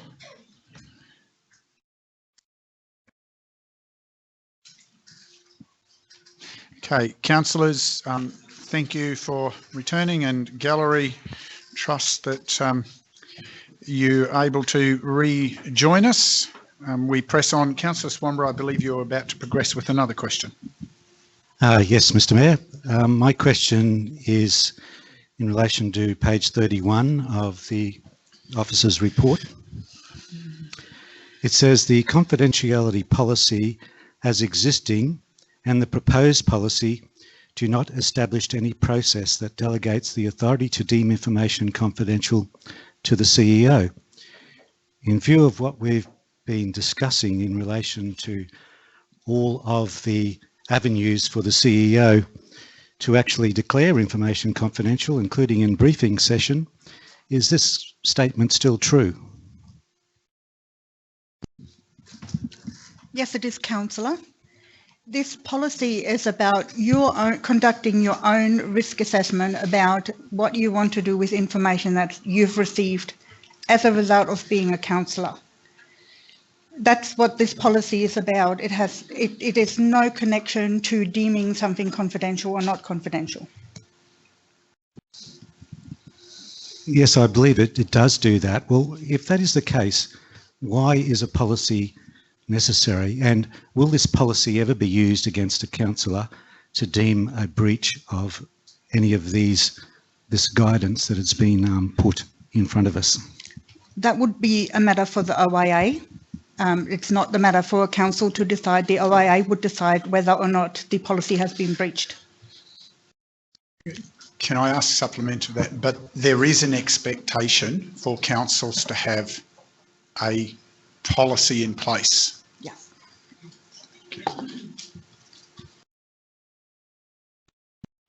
So it's been answered, yes. So there is an expectation to have this in place, was the question I was asking. Councillor, continue. You have another question. Oh, look, just in response to that, Mr. Mayor, there's a statement in this, I'm not exactly sure where it is, but a statement I read in here that says that councils are reluctant to actually have a policy on confidentiality of information. Is that not the case? Or maybe I ask the General Manager of Sustainability. Sorry, could you ask that again, Councillor? There was a statement in this officer's report saying that there is a reluctance of councils to have a policy on confidentiality of information.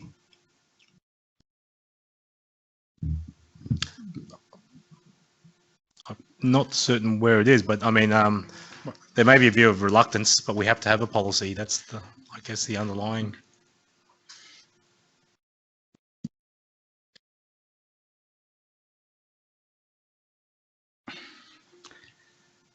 I'm just looking for that particular statement, Mayor. Yeah, I'm trying to understand the context. The question. The statement makes perfect sense. It's on page 30, and it's point number 6. The state government does not actively promote the adoption of a confidentiality policy in the way it was advocated for in the past. So why, if the state is not actively promoting the adoption of a confidentiality policy, why is council going down this path? I think, Councillor, to answer that again, as reiterated by Uli, it's a guide to provide council. If we don't have the guide, it's yeah, but it's because it's a policy. Sorry, Councillor, just your question was around a statement. That's not the statement you're referring to. So can we either deal with the previous question or move on to this question? So the previous question was about councils are reluctant, I believe, or was your previous, but that's not the statement you're now moving on to. I'm just clarifying. You've moved on from that question to. I'm just clarifying the question. We were looking for the what I was referring to, Mayor, and it was in paragraph 6. Well, that's not the statement. That's not the statement you'd previously made. That's all I'm clarifying. That's the amended statement, Mr. Mayor. but it's a totally different context to the previous question. That's why I'm just trying to clarify. Yeah, I think the clarification is someone said previously that we have to have a policy. But obviously the answer is we don't have to have a policy. It wasn't quite the wording, but I'll let your interpretation. I was trying to clarify what was the reasonable expectation. So what are the benefits of having a policy is also discussed. And, you know, the benefits of providing clarity and confidence for certainty for councillors, but it's also, I believe, the discussion you might like to add, GM, or further to that, what the benefits of having a policy as previously outlined? Yeah, I guess it's to have the policy there in place. It's really guiding and providing that that additional guidance to councillors in terms of how to determine the policy. It keeps, yeah, can't explain any further. I guess that statement, yeah, it's the second half of the statement. It articulates what it says about the policy. Whilst the state government may not actively, I guess it's as a best practice for council. It's and earlier you may be able to answer like a number of other councils that have these policies. It's basically nearly all of them. Yes, councillors, all other, well, within the local area councils that I have had a look at, they all have a policy similar to this.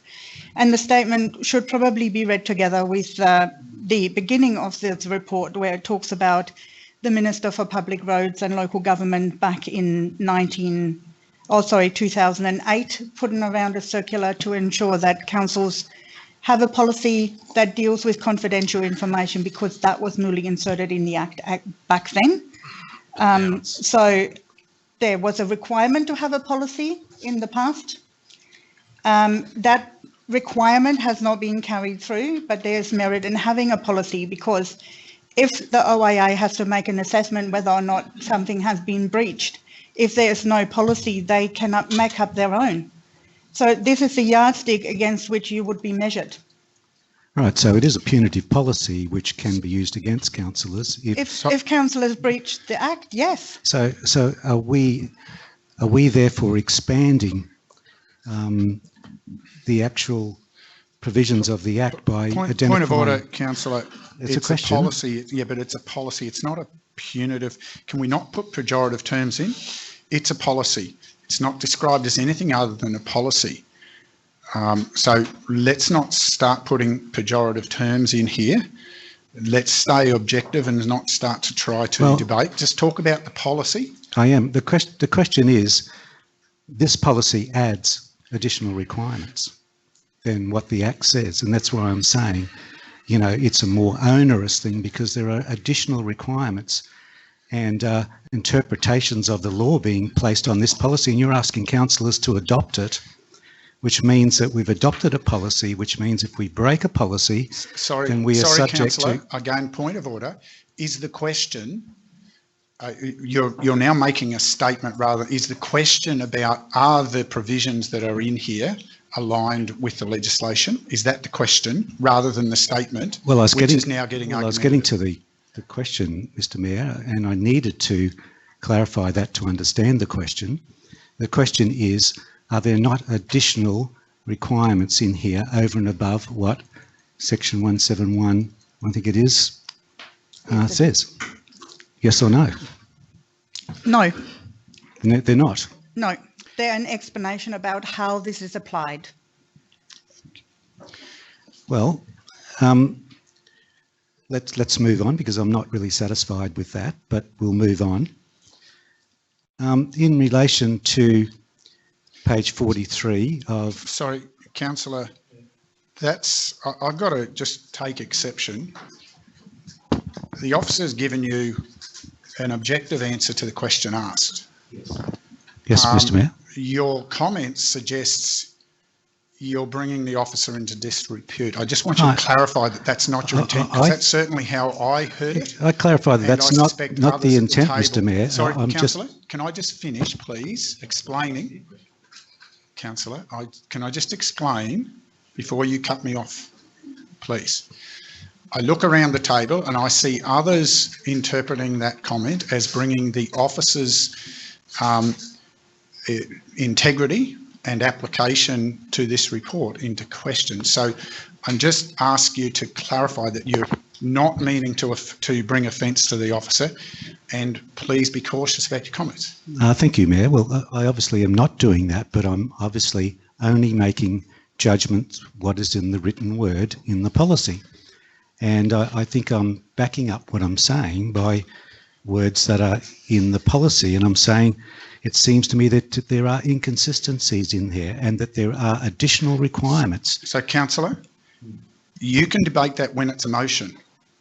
We're trying to clarify the comments. You've asked if you want to ask another question, but when you get an answer, move on to another question. Don't make a judgment on the answer provided, please. Thank you, Mr. Mayor. I'll move on to my next question.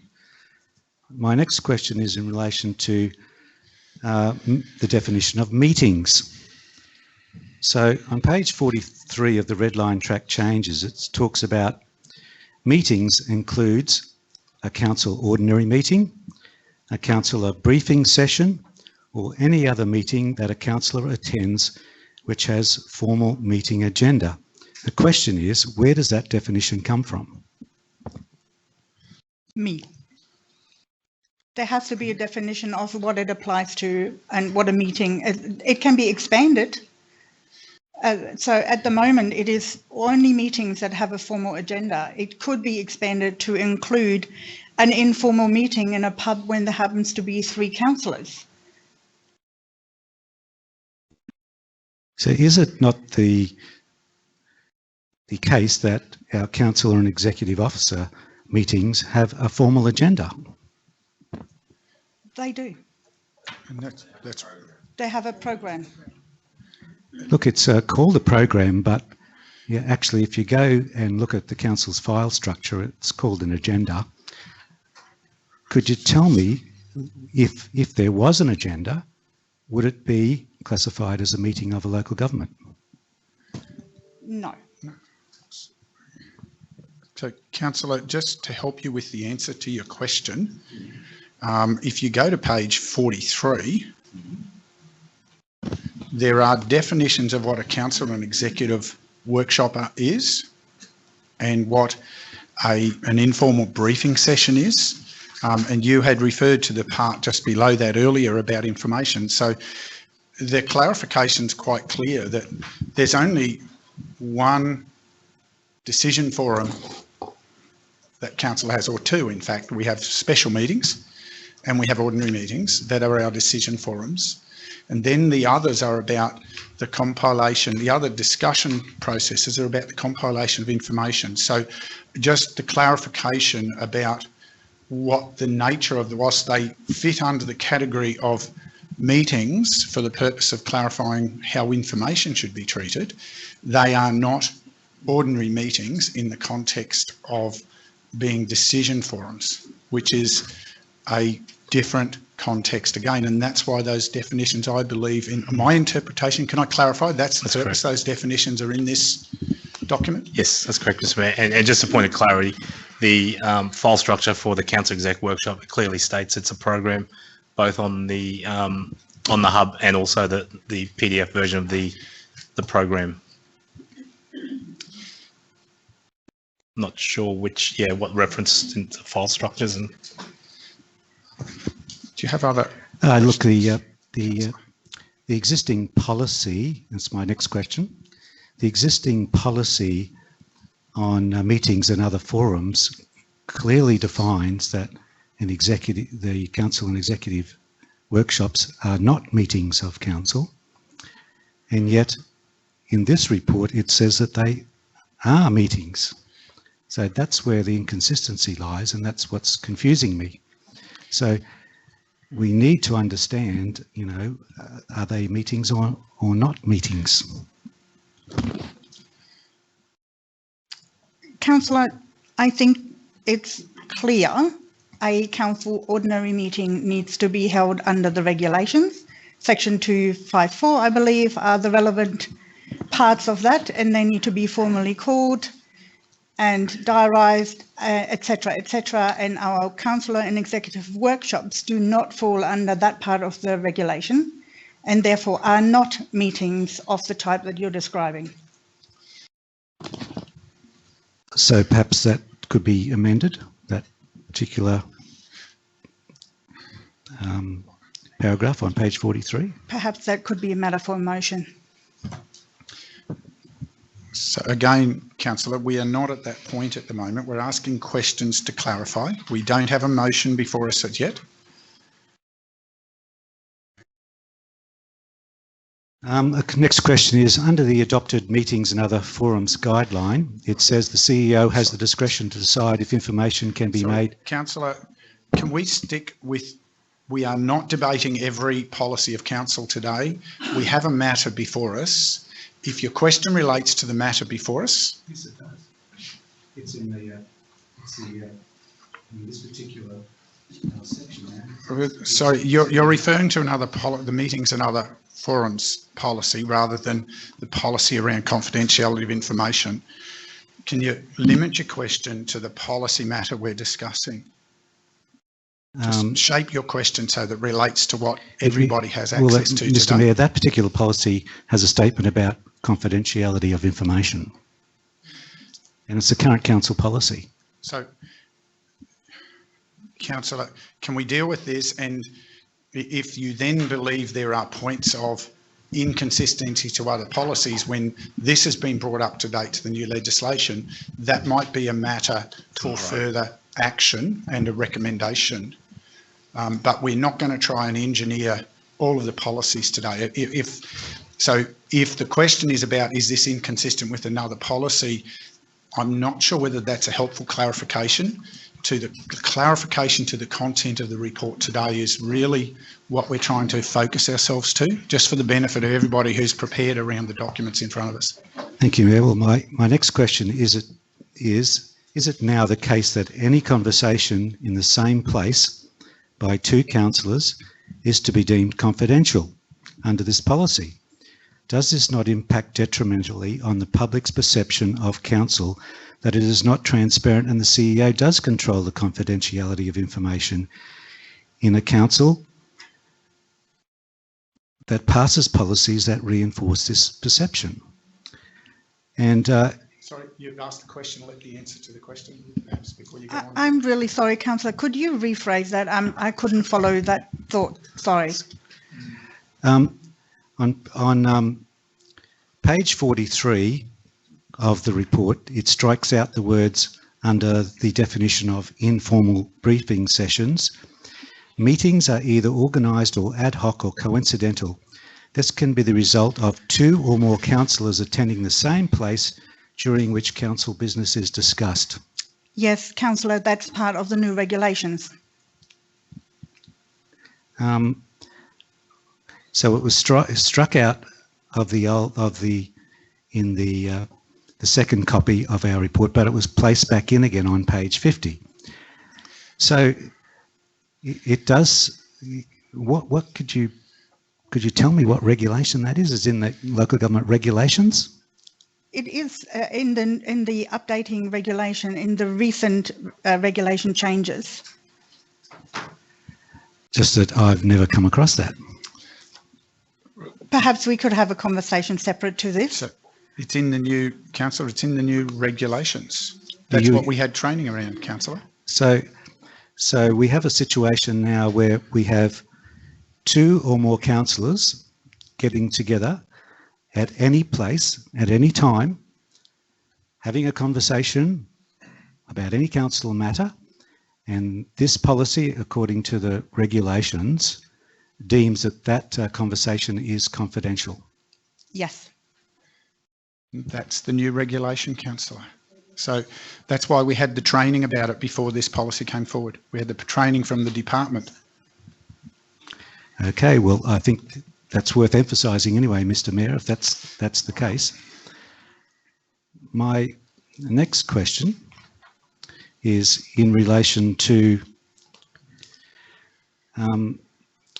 the extra requirement that the CEO can make a declaration that any information concerning a specific matter will be confidential. Is that a power given to the CEO to make information confidential? Until it's published, yes. We're still in the same realm. The information that you receive, unless it's published already, is confidential.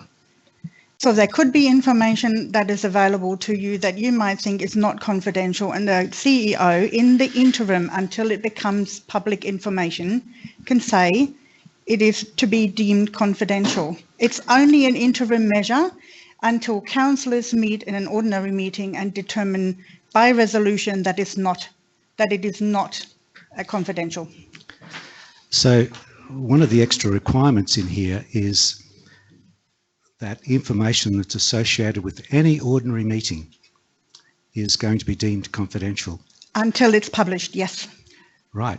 That could be everything that comes to a confidential briefing, would it not? Yes. Okay. And yet the CEO is going to have that power, and the councillors can't change that, can they? At resolution stage, yes, you can. Ultimate power lies with the councillors, who determine at the ordinary meeting whether something remains confidential or not. The determination the CEO makes is in the interim between you receiving the briefing information and it either being published or not published.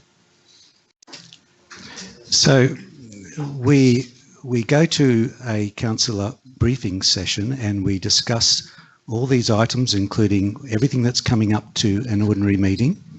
And it takes us a day and a half, and we influence each other as to how we think, and we give instructions to the council officers. Sorry, Councillor. My question is that... Councillor, point of order. We are very clear about the clarification of information, the understanding of background to issues, and providing advice to officers whether they have given us sufficient information in what they are tabling for it to be a properly discussed and considered decision when it comes before council. That's apart from briefings from external parties who wish to come and brief us and seek that to do that confidentially as background to other issues. That is predominantly the matters that come before us have been through that, ensuring that what's being brought to the meeting has been through, has provided enough information and clarity for us to discuss the issue properly and fairly as it comes to this table, so that we don't have to leave things sit on the table to go away for further information. So I just had to call a point of order that I believe you're mischaracterising what happens in workshops. And if other councillors, I look to other councillors, that's my understanding. We don't make decisions. We seek to get enough clarity about whether we have sufficient information to progress matters. My question to you, Mr Mayor, is are there any recommendations put forward by council officers to an ordinary meeting from these council and executive workshops? No, the recommendations come forward as a result of the updated report to ensure they've provided sufficient information to support or justify a recommendation that is put before council. So our discussions are always about the quality, depth and breadth of information and the ability to understand it from what's in front of us. I'm disappointed if you take it in another way. So my question is to the CEO, Mr Mayor. These briefing sessions we have are like a committee of the whole from my vast experience. Councillor, just a point of clarification. We're seeking questions of clarity to the document before us. If you want to have a notice of motion about a discussion about the operation of workshops, that's a different matter. But we just need to try to stay to the agenda item before us today, because we're venturing off into discussions that no one's had an opportunity to prepare for outside of the reports in front of us. Well, it's all to do with confidentiality of information, Mr. Mayor. My question to the CEO was going to be, in a committee system, is the information deemed confidential before recommendations are put to an ordinary meeting? Well, obviously, Councillor, I'll answer that one, because clearly we all know that a committee system is open to the public, but typically... Thank you, Mr. Mayor. Point of order. Sorry, point of order. Righto. Yes, Councillor, you're right. I apologise. Please, CEO.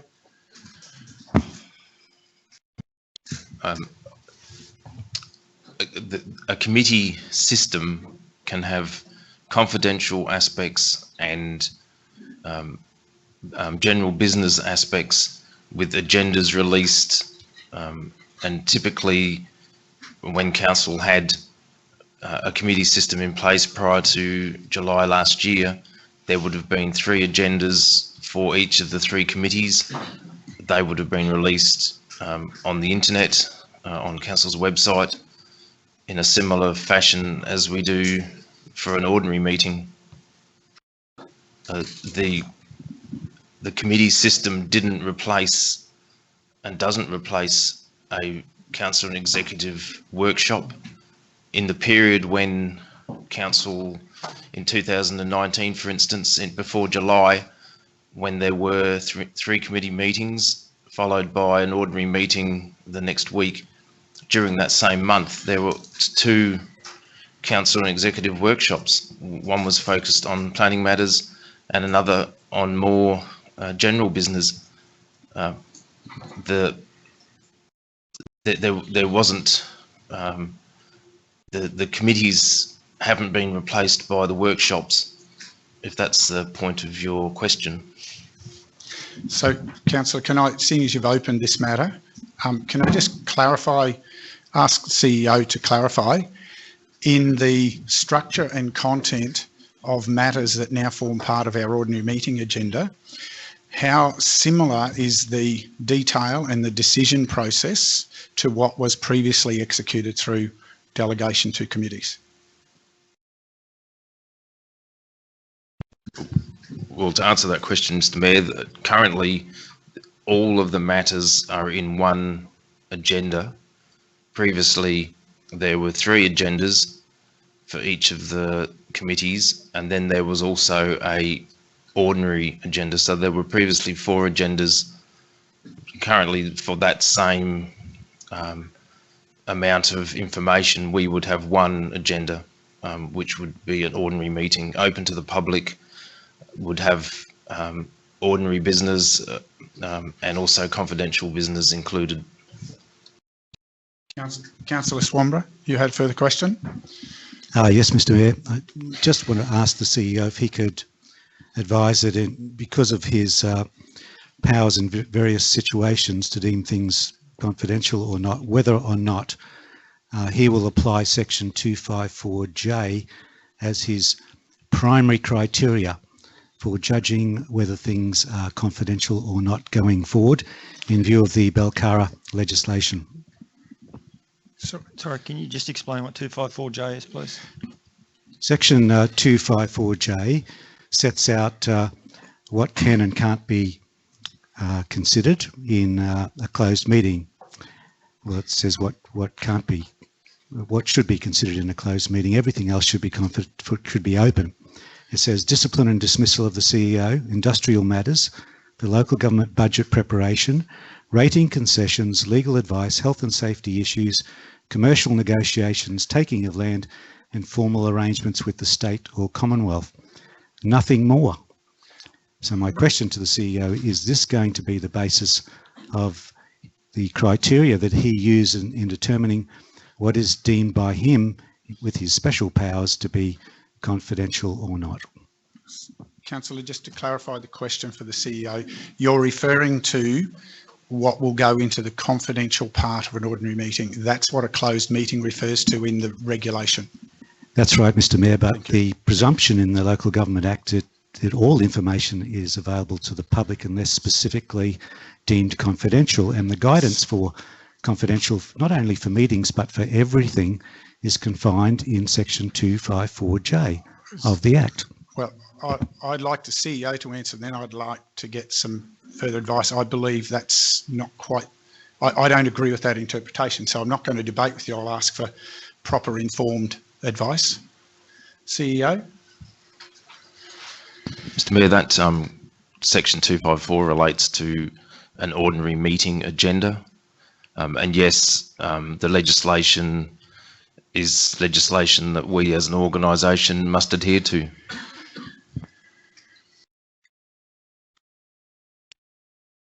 So, did you have anything further to add about that clarification? No, the regulations have recently changed on the 12th of October, and 254 is part of the regulation that deals with what matters are able to be discussed in confidential or closed session in council. That's what section 254J is about. In ordinary, is that pertaining to ordinary meetings? Yes, ordinary. Sorry, it's all about ordinary meetings. It's not about any information sharing workshops or anything of the nature. It's just in ordinary meetings.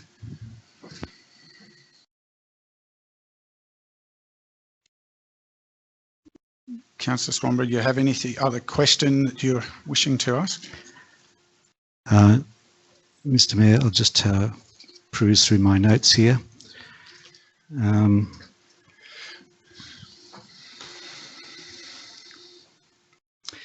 relation to confidentiality of information, under this new policy, will the expenditure estimates in the out years of the 10-year capital works program be released to the public? If not, under what provision would they be deemed confidential? Can you ask that one again?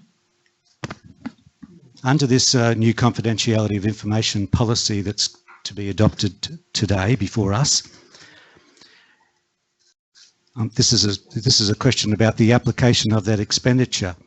Will expenditure estimates in the out years of our 10 years capital works program, which is presently deemed to be confidential information, now be released to the public? And if not, under what provision would they be deemed confidential? Sorry, if the CEO wishes to respond, or the GM wishes to respond, but otherwise I think that's a specific question that appears around a particular piece of information rather than the policy application today. So is there any additional response? No, Mr Mayor, the response that you gave would have been my response. Would it be reasonable for clarity that as these changes have now come into place, that moving forward, everything that is a consideration of council will be assessed against the new criteria? That's what happens when the regulations change. We then look at how to adjust our actions and processes to accord with that. Is that a correct clarification of the steps forward with that regulation? That's correct, Mr Mayor. And also, just a point of clarity, what council is required to provide in budgets is a long-term financial forecast, not necessarily the itemised. So we do that in terms of, that's not set. Obviously, what council is adopting is the current budget, and what's required is to provide details of the couple of years out, not the full 10 years, but the fact that we provide the full 10-year forecast, and it's certainly not something that council, unless those outer years, and when it comes to adoption, comes up in there. We're not setting that full 10 years. It's a forecast, not in concrete. So the answer is no? Are you saying the answer is no? There'd be some disclaimer around it that it's not set if council did decide to go down that line. We're not obligated to publish that information outside of a long-term financial forecast, which are the budget documents of your revenue statement, your balance sheets, statement of financial position and such. But so, Councillor, I've let you cast a fairly wide net outside of this particularly today, which is not about what council will or will publish, but about this policy deals with clarification for the requirement. can I ask a question back to page 29 of the report and referencing the last two sentences of paragraph 1 under report background and the following paragraph? Would the GM or officer like to elaborate on again the importance of providing, why they believe it's important to provide additional clarity for councillors, given this declaration here makes it very clear there is a significant risk. My understanding, there's a significant risk for councillors if we get it wrong. Would you please respond? Yes, that's correct. And as clearly stated, it is providing a guide to councillors to highlight them of such, and it's a risk mitigation.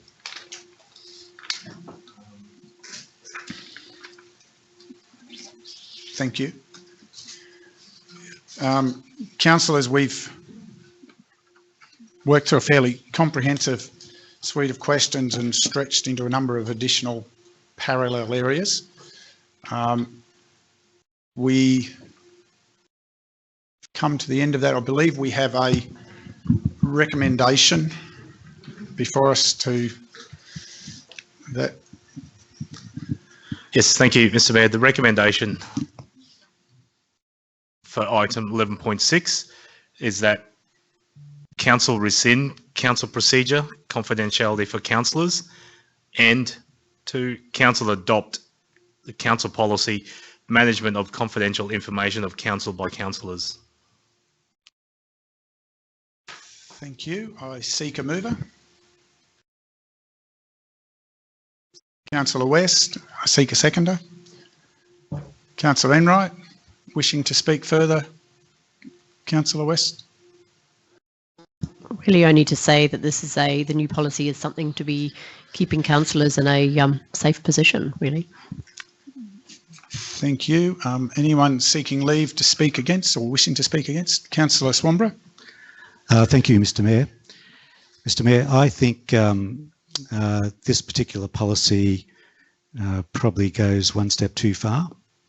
I think it's going to come back and bite at some stage.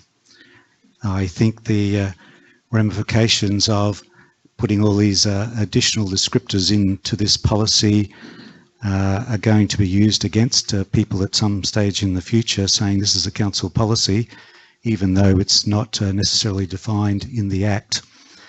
So that's a certain risk for all councillors around this particular table. Look, what is a detriment? What is there certainly are ramifications of getting this wrong, but I think this report probably overstates a lot of those ramifications. The Local Government Act actually does say what the word detriment means, because you can't do release information that's going to be detrimental to a council, that is for sure. But Schedule 4 of the Local Government Act makes it quite clear what the word detriment means, and it means to sabotage a lawful process of the council. It means to cause council to suffer a loss in its lawful performance of function or commercial activity. And it goes on to clarify that to cause detriment to a local government does not include merely embarrassing the council or merely causing disagreement between councillors. So the bar is really, really quite high in relation to this, and it's often misinterpreted as someone feels offended about something that someone says, and it's just not the case at all. It's a very, very high bar.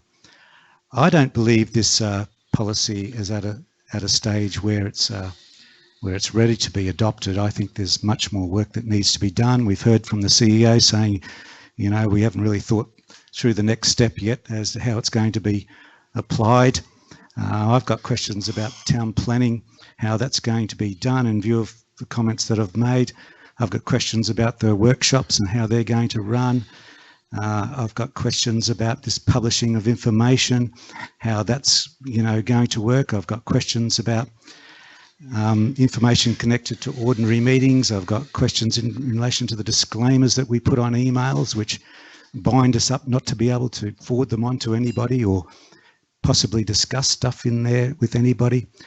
I just think this is a very restrictive policy which doesn't promote transparency. I think it hinders transparency, quite frankly, and that's why I won't be voting for it today.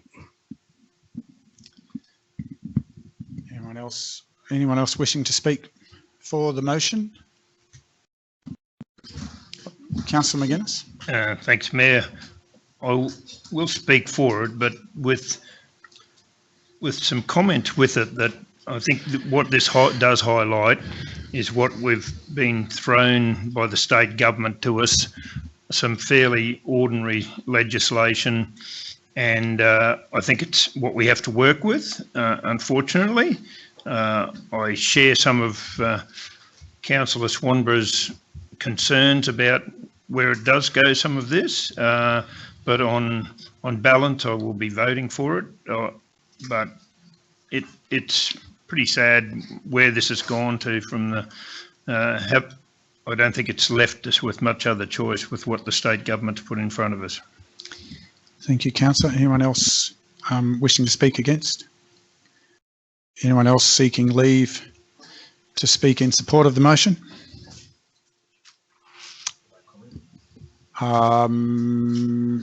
In support of the motion, or speaking against, or just a comment? We presume a comment in support, and if you wish to make a comment, Councillor, seek leave to speak, I'll exercise discretion. Yeah, it's been a lengthy discussion today about this topic, and I think Duncan is right that the legislation from the state isn't great and it leaves a lot to be desired.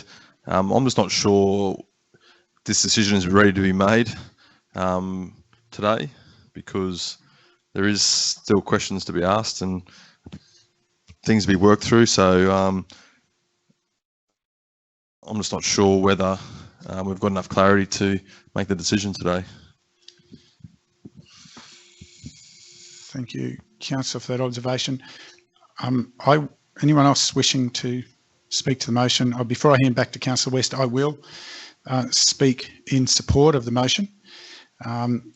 The reason I believe it's important to move forward, firstly, every policy is open to review and improvement as a matter becomes requiring of that, because further clarity is gained, whether the legislation change or we need to clarify situations further.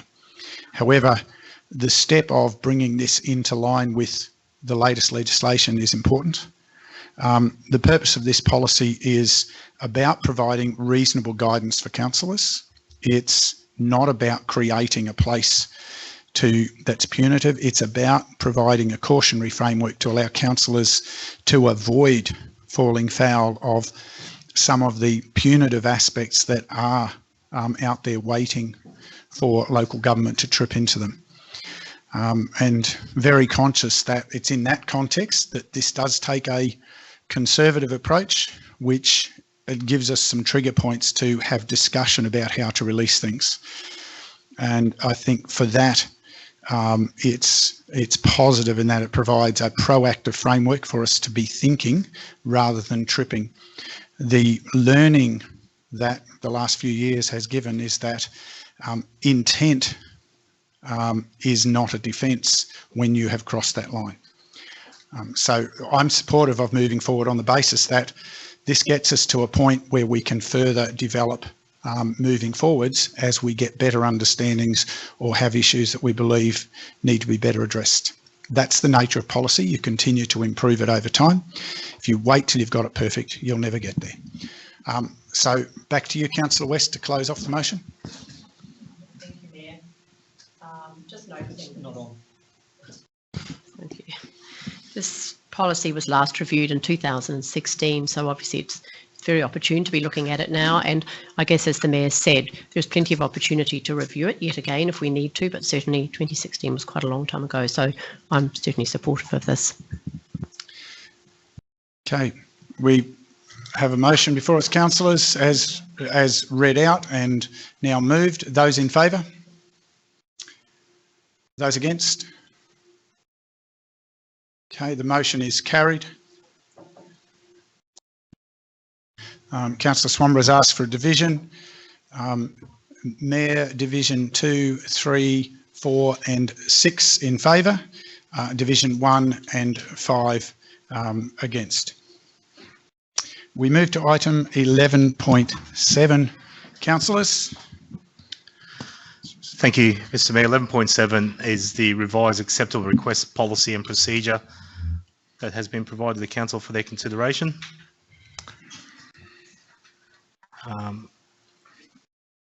Again, takes into account the number of, there's an opportunity to review, refresh and take into account any changes to relevant legislation to ensure of its completeness.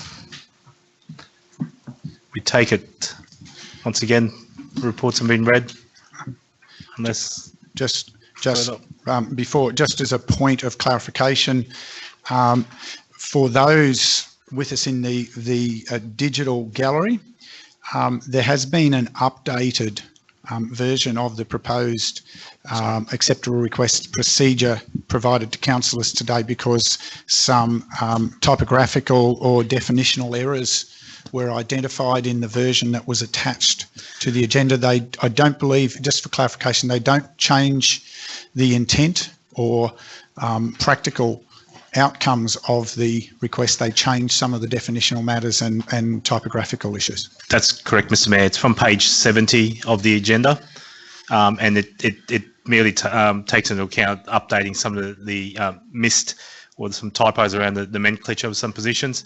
It did refer to council and executive support where that is really council support, and also it referred to directors instead of general managers. And with that in mind, before we go to questions, should this matter pass successfully today, the amended version will form part of the minutes of today's meeting. Mm-hmm. Now, questions, Councillor Swamborough. Mr. Mayor, the question is, with this particular procedure, the one that's just been handed out, it seems to be dealing with two completely different topics. Sure, the acceptable requests, is dealt with on page 1, 2, 3, and halfway down page 4. But then all of a sudden, just to be thrown in for interest, is it seems like a procedure in relation to non-work related interactions between council and council employees. Just how is that associated with this particular topic of acceptable requests? Councillor Swamborough, this is the world we live in, unfortunately, today. The acceptable requests policy and procedure is around a councillor being able to direct staff to perform function. Well, you can't do that. And many of our surrounding local government areas have got a policy connected to the reasonable requests that details how accidental social interactions might be dealt with if either the councillor or the staff member becomes uncomfortable with the conversation. It seems an opportune time to put that into this policy rather than creating a single policy dealing with one topic, because the conversation that might happen in an informal meeting or at an event could be seen to be a councillor directing a staff member to do certain actions. And this is put in this policy to protect the councillors. Councillor McGuinness. Yes, I'd like to ask whoever likes to answer it. On second page of our report handed to us, about talking here about councillors may direct their requests for advice or assistance, etc., etc. Could it be explained to us what you mean by any senior officer? Any senior officer is, in our nomenclature, anyone who's got the title manager in their name, in their title. So we're talking down to the third level of staff, basically. Yes. Just for clarification, it could be interpreted otherwise.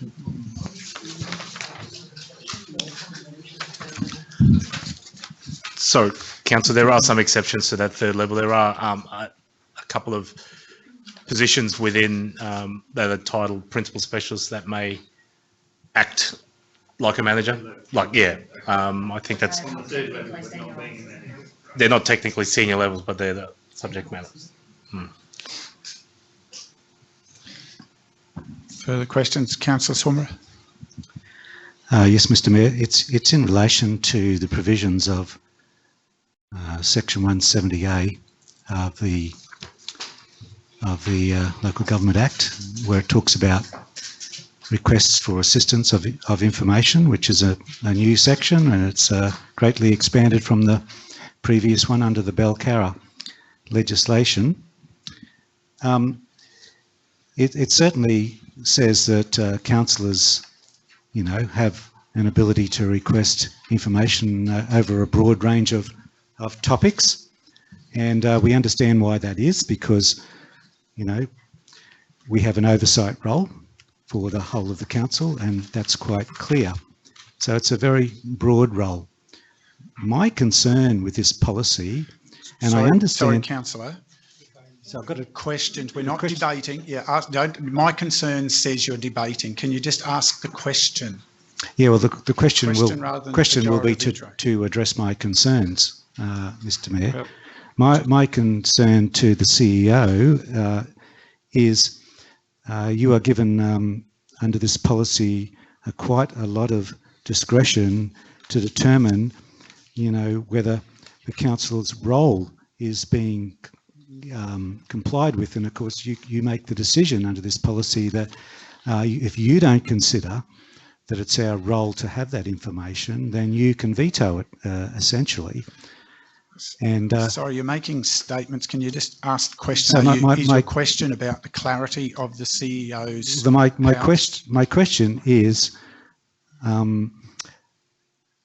that a reasonable thing to do, considering that you also sit in the appeal rights of a councillor if you refuse that information? So you set the law, you make the decision. Sorry, Councillor, you're now not asking a question. You are debating, and I'm going to ask you, I'm going to caution you again, respect the process and ask you questions for clarification. That's what we use this part of our meeting for, not my question is, enter into posing a wider set of pejorative interpretations. You've asked the question, can you let the CEO respond without adding the pejorative example? Well, I understand, Mr. Mayor, that there are to be reasonable limits, placed on this, and that's great. But my question is the CEO comfortable with having the right to decide what information councillors get, and then also to decide the appeal if the information is not going to be provided? It seems that process is not fair or equitable.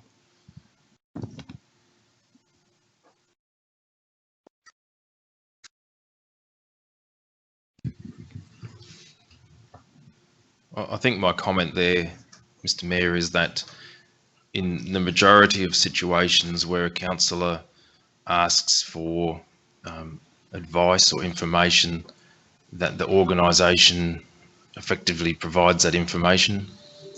There will be some situations where the amount of the request may result in a decision having to be made as to whether that information and the extent of it, taking into account business as usual activities and other workloads, is a good use of officers or the organisation's time. And in those situations, a determination has to be made by somebody.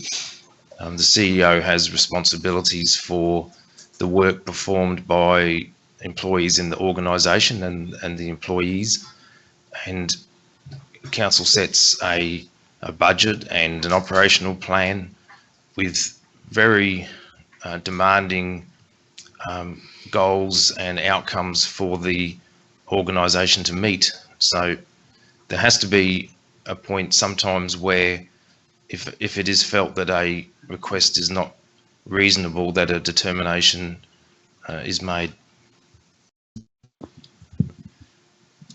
My supplementary question to that is, Mayor, the question is really about the appeal rights. Should there be another avenue for councillors to appeal such a situation rather than to the person who made the original decision?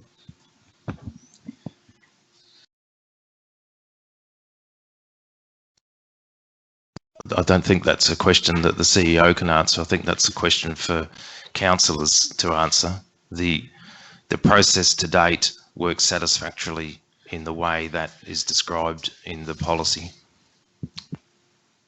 So, CEO, I would ask a question.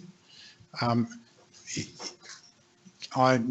don't know whether such a situation has occurred, but should such a situation occur, and you are in that circumstance of exercising that oversight, would that be a matter you would bring back to the attention of the collective council as for an explanation of that decision?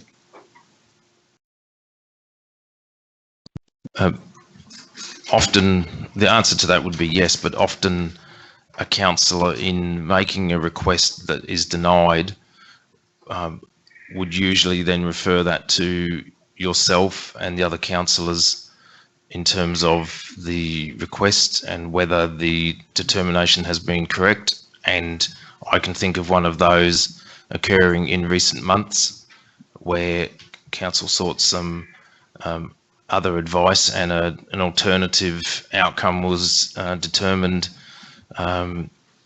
in concert with councillors and with Mayor.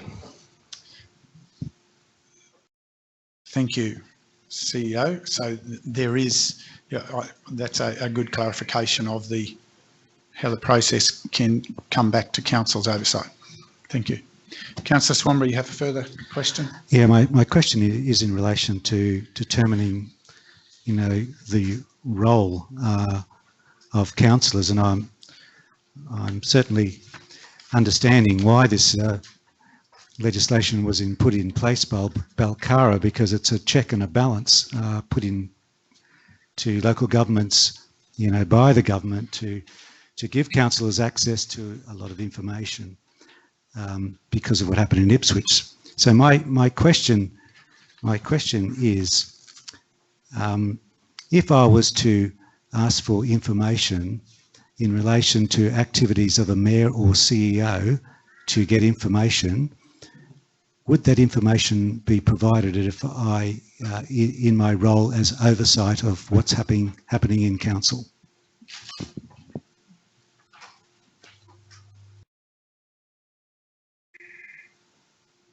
Wish to answer? It's a very vague, Councillor, it's a very vague question. I'll try and refine it. Because I have a lot of, if I just apply it to myself, it's a very vague question pertaining to the actions of myself as mayor. So we know what happened. Lacks specificity. Yeah, I'll try and be more specific. We've witnessed in a number of probably 4 councils in southeast Queensland where there's been poor decisions made by CEOs and to a lesser extent by mayors, to a lesser extent by CEOs in relation to expenditure of funds and misuse of council equipment, cars and chauffeur-driven cars and all sorts of things like that. If I was to make a request to ask a question whether, what is the use of the mayor's chauffeured car, for instance, this is a topical thing, would I be given information in relation to that by the CEO as my role? Obviously, it's sensitive. Obviously, it's close to people with a higher authority, but are we going to be in a situation where councillors won't have access past a certain amount of information if we are to be judged under this acceptable request guideline as to is it our role as councillors to see information which might give us understanding of the oversight of in those particular areas? Councillor, given that you've referred specifically to the mayor and a chauffeur-driven car, I'm concerned that the gallery will be misled by such an offensive suggestion of a waste of money. Clearly the mayor doesn't have a chauffeur-driven car, nor would the mayor, least whilst it's me, think that was a reasonable expenditure for such a small council. So the answer would be there's nothing to talk about the mayor's chauffeur-driven car because the mayor doesn't have a chauffeur-driven car. So your example's quite lacking in practical sense.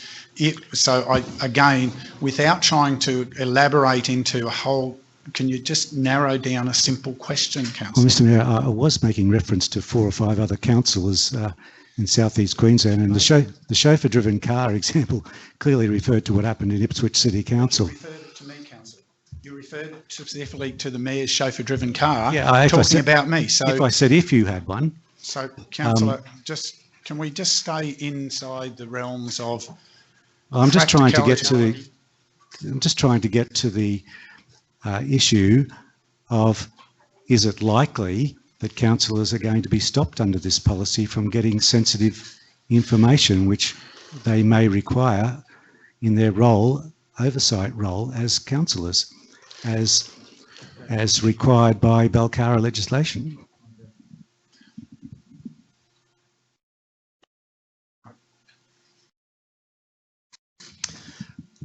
To me, Mr. Mayor, my interpretation with that is if council's aware of something that's obviously against existing policy, that particular reference, if that's not in the bounds of the policy that council sets in the provision of equipment and reimbursing expenses for councillors, if it's contrary to that policy set, then you've got more than the right to seek information for that in that context.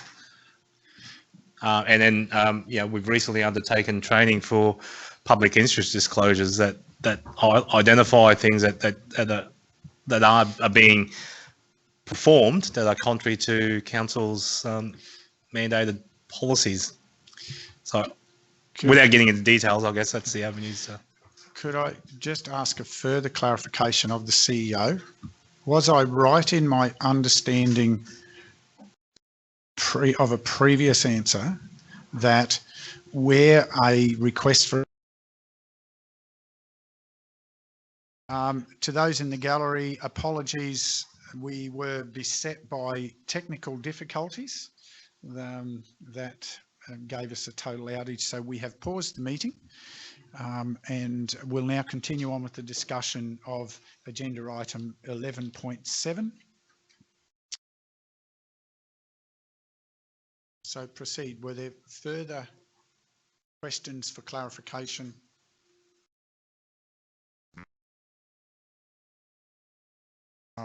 Do you want to remember your question, Councillor Enright, just to add it to the clarification? Thank you, Mayor. I'd refer to page 71 of the report and ask Yuli for clarification on the reference to council responsibilities. I note when comparing to the existing guideline and the proposed procedure that the reference for a heading of officer responsibility has been removed. And I note that under the heading councillor responsibilities, there are a number of items that have been refreshed as a part of this new procedure. I note that the 2 paragraphs to the bottom of that section under councillor responsibilities and before the start of the next heading, advice or information, refer to items that are not, in my interpretation, of a councillor responsibility, and question whether there is an omission or some type of explanation for those two paragraphs. Yes, Councillor Enright, there is an omission of the heading Councillor Responsibility, which will be reinserted. And there has been changes made to the proposed procedure that have excluded the ability of officers denying a request. That ability has been given only to the CEO to assess a request and determine how it's to be dealt with for consistencies. May I just clarify a word there? You mentioned there an omission of council law responsibilities. Should that be omission of council responsibilities for those two, the second and last paragraph? It was officer responsibility as the heading would be my proposal. That adequately reflects what these two paragraphs talk about. Okay, I wasn't sure when you wanted to remove officer, whether you wanted to put that to CEO responsibility or No. I guess he is an officer. Yes. Thank you for that clarification. So the note to that is that on the paper copy that you have, councillors, on page 2 of 6 of the paper copy, which aligns with that reference on page 71, the heading officer responsibility will go in ahead of the two paragraphs beginning with request for advice will be triaged. Yes. Thank you for that clarification. Councillor Swanborough. Yeah, it's just a clarification on page 71 also under that heading access and use of advice and information. It says councillors have a right to inspect any record of council provided that it is relevant to the exercising of the councillor's responsibility in his or her official capacity and is not subject to privacy, confidentiality or legal restraint. Look, I understand all of those things, but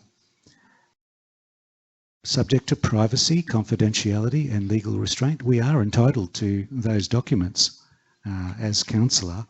It's just that we can use them, it's just that we can't disclose them. So is that an accurate statement? In my view, councillor, that is an accurate statement. Councillor, it doesn't say you won't get access to them. That doesn't say that precludes. So can I just clarify that statement? You're talking about that first sentence. That, yep, it doesn't suggest in any way that you won't get access to them. It's just making a statement that access is still subject to those requirements.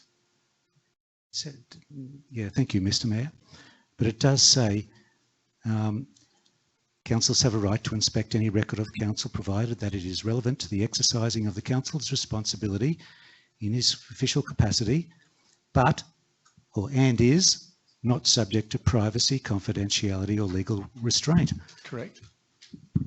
But Mr. Mayor, we have the right to see that information if requested, even if it's private, confidential or Councillor, legal restraint. Yeah, Councillor, I think you're over-reading that phrase, would be my view. Well, that view doesn't suggest that you won't get access to it at all, unless there is some abnormal circumstance that there's a specific restraint. E.g., I could see a restraint where perhaps the document you're wishing to get access to deals with a matter pertaining to yourself. Page 77 probably not a deals good with those example. limitations. So, you know, there may be particular circumstances, but in normal circumstances, Councillor, I think the clarification is that that you're right, councillors are within the veil of privacy and confidentiality required of all parts of council. So you have access equally within that veil. Is how I would describe it. Page 77 lists limitations on requests. Wouldn't they seem to be drawn from some legal document somewhere early? I don't have page 77. Oh, okay. Yeah. Talks about conduct tribunal. Oh, yes. Yeah, it's on the back. Oh, right. Yes, those are limitations from the Act. Yeah, okay. Sorry, that's fair enough. We understand those new requirements, which are fair enough, like all the tribunal records and conduct records and whatever. But I think the Mayor's interpretation is correct in what he's saying, but I'm not sure whether that what he's saying in the policy reflects that. Procedure. Councillor McInnes. Mayor, could I just throw in one? If we've got no right to ask what certain staff members' wages are, right, and things like that. There's certain things I don't think we should know. There's a lot of things I don't think there's any harm in us knowing, but I don't think we should put anyone in a position where we ask for something like that. It's, and there's other things I think where it's of what benefit, and then you look at the few words that is relevant to the existing to the exercising of the councillor's responsibility. Yeah? So is that, you'd have a hard job to argue that the wages, and I won't mention any particular wage, especially of the lower staff. Yeah, I don't think it's any right of ours to know that. Thank you, Councillor. I think those are good clarification observations to, and I would, from just a point of clarification, again, the overarching of all of this execution is if there's a concern that reasonable access is being denied, that will come back for our visibility. But there is, from an operational point of view, there has to be a level of process respect for the role of the CEO to fairly and pragmatically and positively consider requests. So are there other points of clarification? Just a quick one, Mayor. Page 76 has a access to information request form for councillors. Yes. Will that be used, or is that just a? Yes, that will be used. It'll be made. It's an electronic form that's processed, and there is also a guideline that was posted on the hub for councillors to reference. Yes. So that'll be like, how are we going to track that as councillors?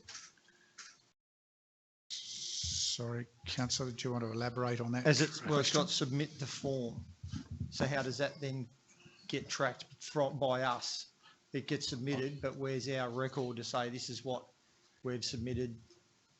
You'll keep a copy of the form, so it's just an editable form. Yeah. You put your details in. You can save that on your an editable, not an editable. Not editable. Editable form. I know it's close to lunch, but I did think it was editable. That will be that you can save on your file, and obviously the submit button will email that directly to the CEO. Oh, okay, thank you. Start printing on rice paper. Thank you, councillors. Any other clarifications? If not, can we ask for the sorry, Councillor McGuinness, can we ask for the recommendation to be read, please? Thank you, Mr. Mayor. The recommendation is that 1, council rescind the existing acceptable request policy. 2, council rescind the existing acceptable request guideline. 3, council adopt the revised acceptable request policy. And 4, council adopt the acceptable request procedure. Seeker mover. Councillor McGuinness. Seconder. Councillor Chalk. Sorry, just wait. Mr. Mayor, I'd like to move an amendment to the resolution. You can propose amendment. Let's go. Yes, the motion's moved and seconded. The motion is moved and seconded by Councillor McGuinness, seconded Councillor Chalk. And we'll now look at the proposal for an amendment to decide if we add an amendment to the motion. I'm happy that council adopt the revised acceptable request policy subject to. Sorry, what's the amendment, please? The amendment is that the addition that should the CEO not provide the information requested by the councillor, that the matter be referred to council for determination.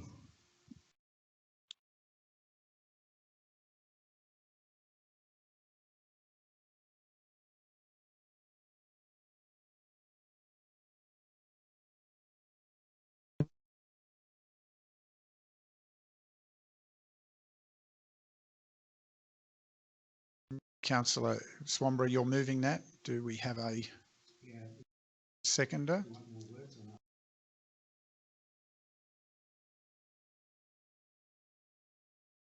So,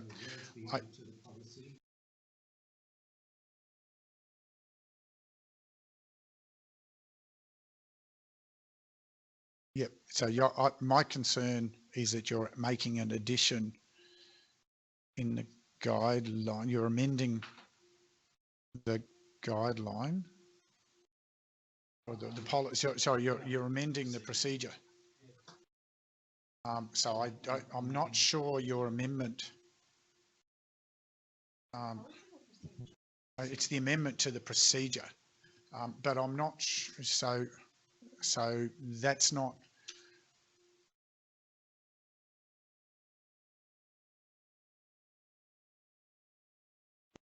So we'll need to identify the procedure, please, CEO. It's on page 4 of 6, and it's the 4th paragraph down. We could go down to the words if we want to.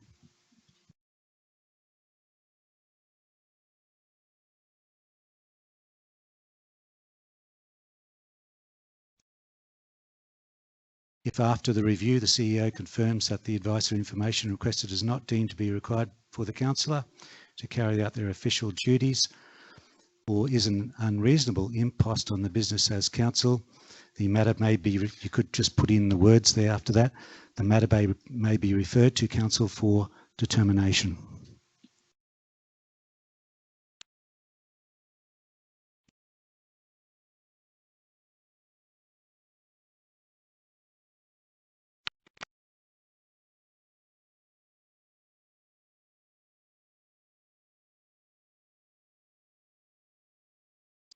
Just go, Sharon, just to put this in. Can you please go to, yes, can you go to the additional words? So Sharon, just follow the additional words be added to para 4 after sentence, no, don't make it a page. After the comma, after inverted commas usual, in sentence 3, after inverted commas usual, in sentence 3 of section headed refusal to provide advice or information within boom, the accepted request procedure, and then put in brackets, put a brackets what that wording is to be.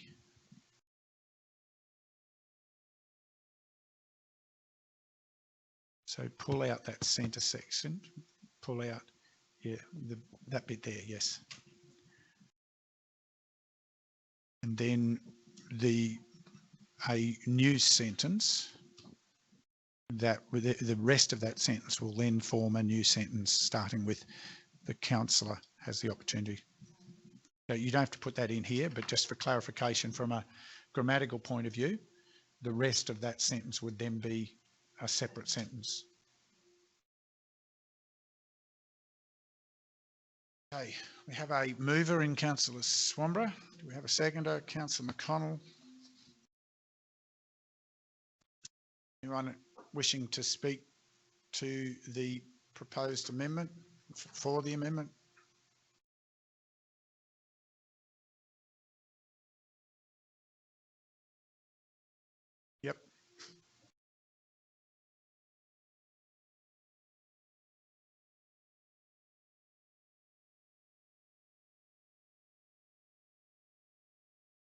One wishing to speak? Councillor, you don't want to speak to the matter? I think it's self-explanatory, Mr. Mayor. Anyone wishing to speak against? Anyone wishing to seek leave to speak further?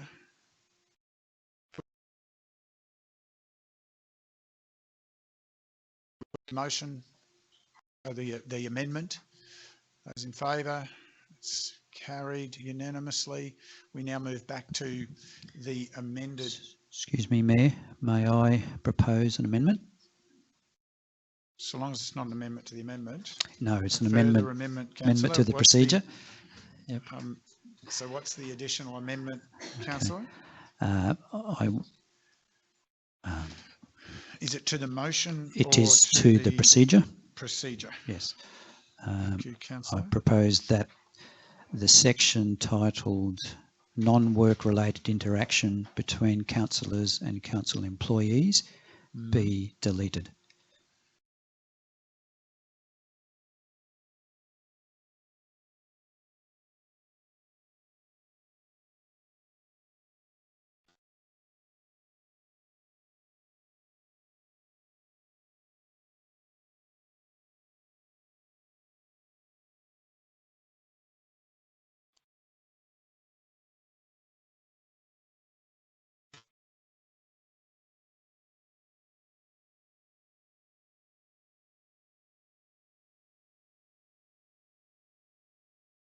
To discuss that further, but first off, we've got to. No, so you've proposed by Councillor. So the next amendment proposed by Councillor Enright is the removal of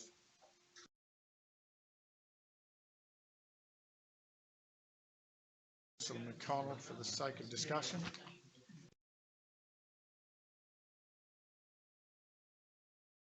Section entitled non-work related interactions, blah, blah, blah.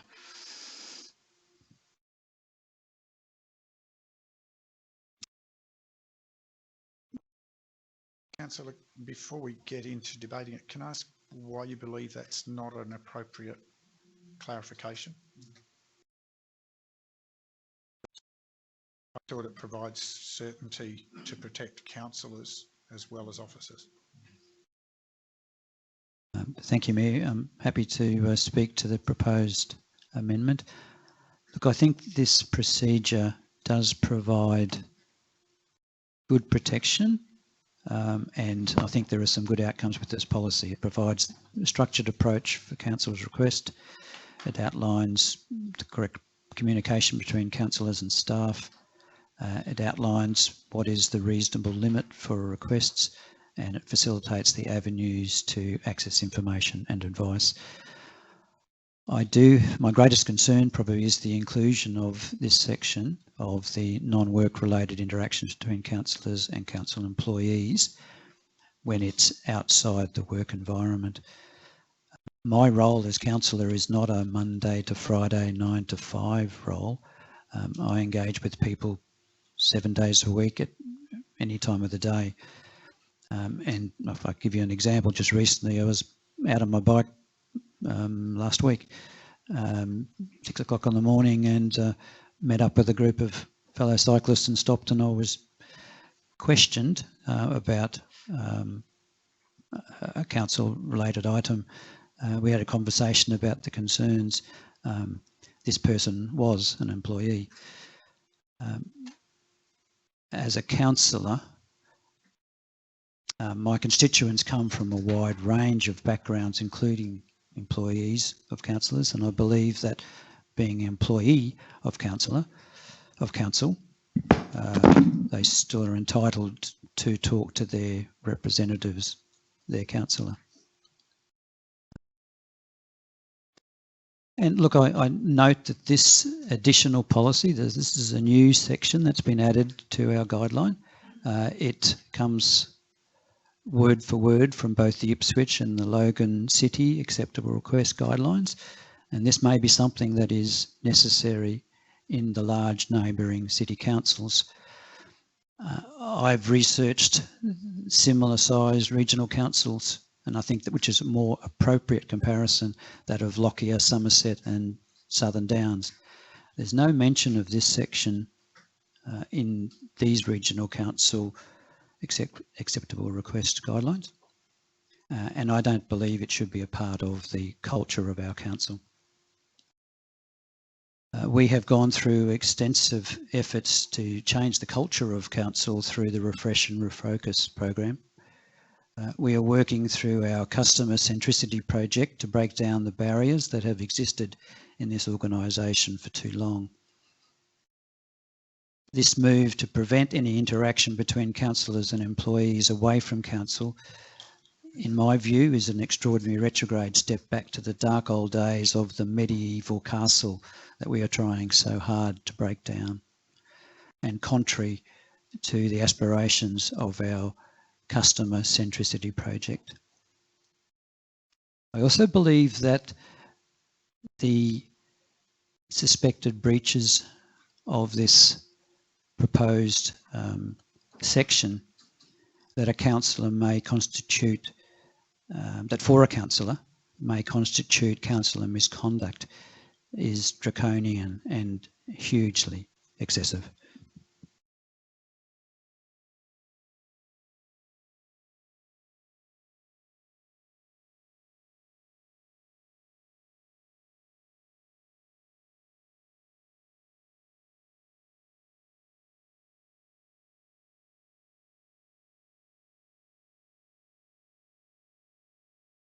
And that the clarification that you've provided to the purpose for this amendment, or to remove that, overreaches what it's intended. It is not meant to interfere with social action. In fact, it's meant to provide clarity around the issues that cause problems in other councils by its not being there. And that's part of the reason for having the clarity there about there is clearly a separation between social interaction with officers of councils and business interaction with officers of council, that councillors need to be cautious of, not just in action but also in perception. And that's what I read as the intent of this, is to ensure that there's a clarity around maintaining social interactions as social and not confusing the two as being perceived to allow unreasonable action by one councillor to an officer through personal influence outside of process. So I won't be supporting the amendment, but does anyone else wish to speak for the motion? As Mr. Mayor, I'll speak in favour of the motion. Or the amendment, sorry? The amendment, yes. Mr. Mayor, I do concur with the councillors opposing this amendment. If you just look at, you know, the requirements here, they are quite onerous. Council employees reporting inappropriate interactions to the general manager, you know, a third party becoming aware of repetitive communication between a councillor and a council employee in contravention of this procedure should be reported to somebody else.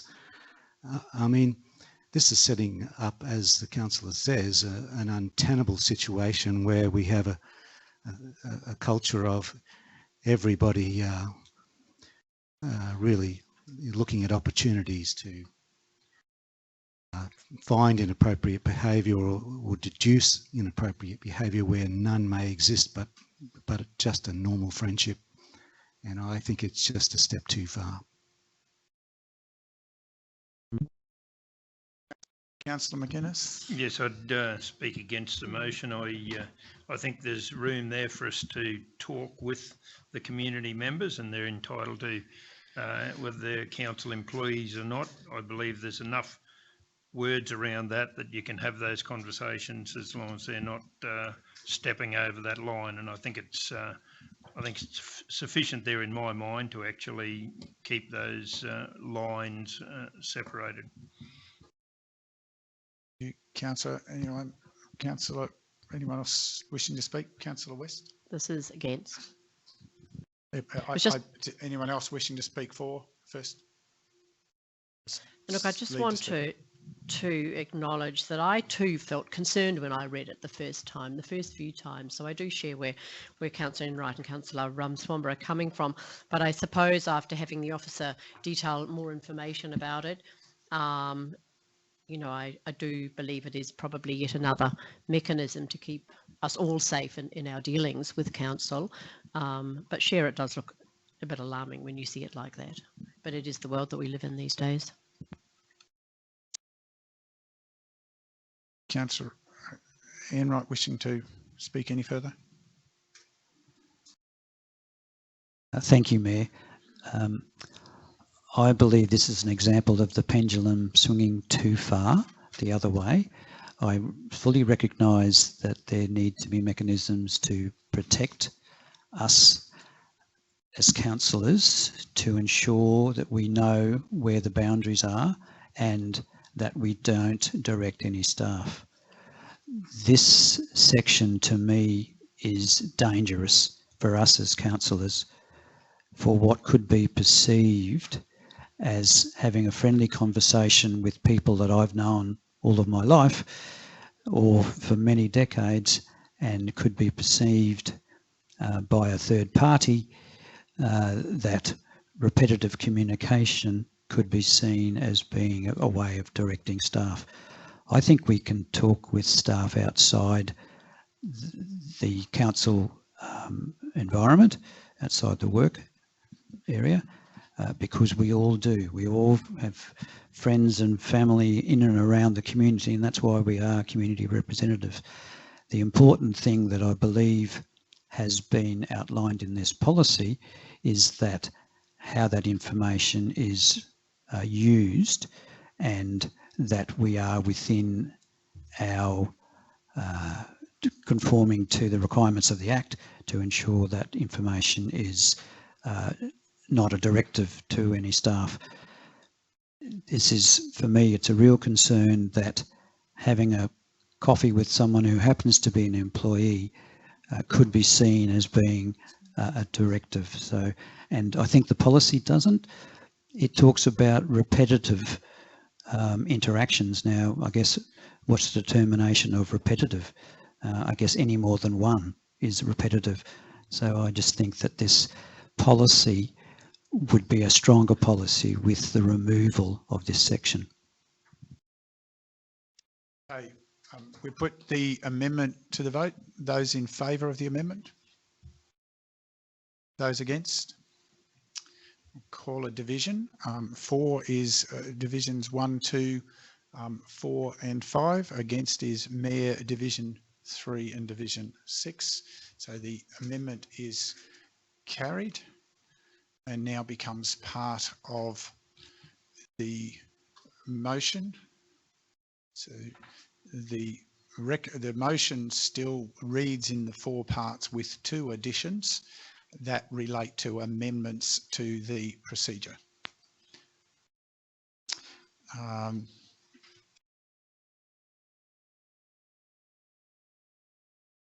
Sorry, Mayor, not 2 additions, one. One delete. Sorry, 2 amendments. One deletion. One deletion. One addition. Deletion. You're right. Thank you for the correction, Councillor.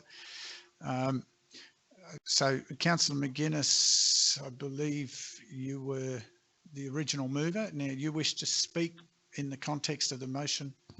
No, Mayor, I think we've had enough discussion on it. Thank you. Anyone seeking leave to speak against or wishing to speak against? Seeking leave to speak to the motion at all? The motion, including the amendments, those in favour? That's carried unanimously. Thank you, councillors. We now move to miscellaneous business. We have 2 items today.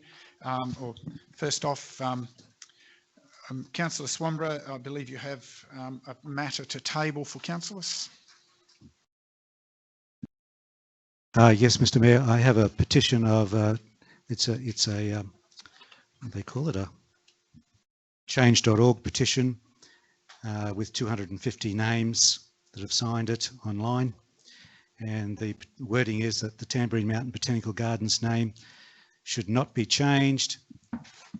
And it says, we object to the Tamborine Mountain Botanical Gardens Committee's proposal to change the name by including significant reference to Scenic Rim Region in the title. I'd like to move that it be tabled and that it be referred to a subsequent meeting of council for consideration. It's received, Councillor, if you can move that it be received and provided to the Chief Executive Officer for a report to be presented for a future meeting. So be it. Thank you, Councillor. A seconder, Councillor McConnell. We put the motion, those in favour. That's carried unanimously. Thank you, councillors. Now, Councillor McGuinness has alerted that he wishes to table a matter. Just to guide that through process, Councillor, I'll just put a procedural motion to the floor to allow Councillor McGuinness to introduce a matter pertaining to a particular outcome for the local candidates or for the local member in the recent state election. I just put a motion to allow for that to be a procedural motion for that to be tabled. I don't need a second, so I'll put that motion. Don't believe it warrants conversation. Those in favour of supporting that motion? That's carried unanimously. Thank you, councillors. Councillor McGuinness, would you like to table yes, motion accordingly? Yes, Mayor. I think it's very important today that I believe this council should today congratulate John Krause on his re-election. John certainly polled well in the election some 9 days ago, increasing his primary vote by approximately some 20% compared to last election. I believe it's imperative that we, in this council, work with all levels of government, especially our two local state and federal members, John and Scott Buckholz, and also to the state government, that we work with those to get the best outcomes for the state government and the federal government away from this area to get the best outcomes for this area. But I believe it's important that we recognise John, and I think it's something we should do as a council. We work with our local members a lot, and important that we recognise their re-election. Thank you, Councillor McGuinness. Seconded by Councillor Swanborough. Do you wish to speak any further, Councillor McGuinness? You've spoken very eloquently. Anyone wishing to speak against? Anyone else seeking leave to speak additionally? Not. We put the motion. Those in favour? That's carried unanimously. Thank you, councillors.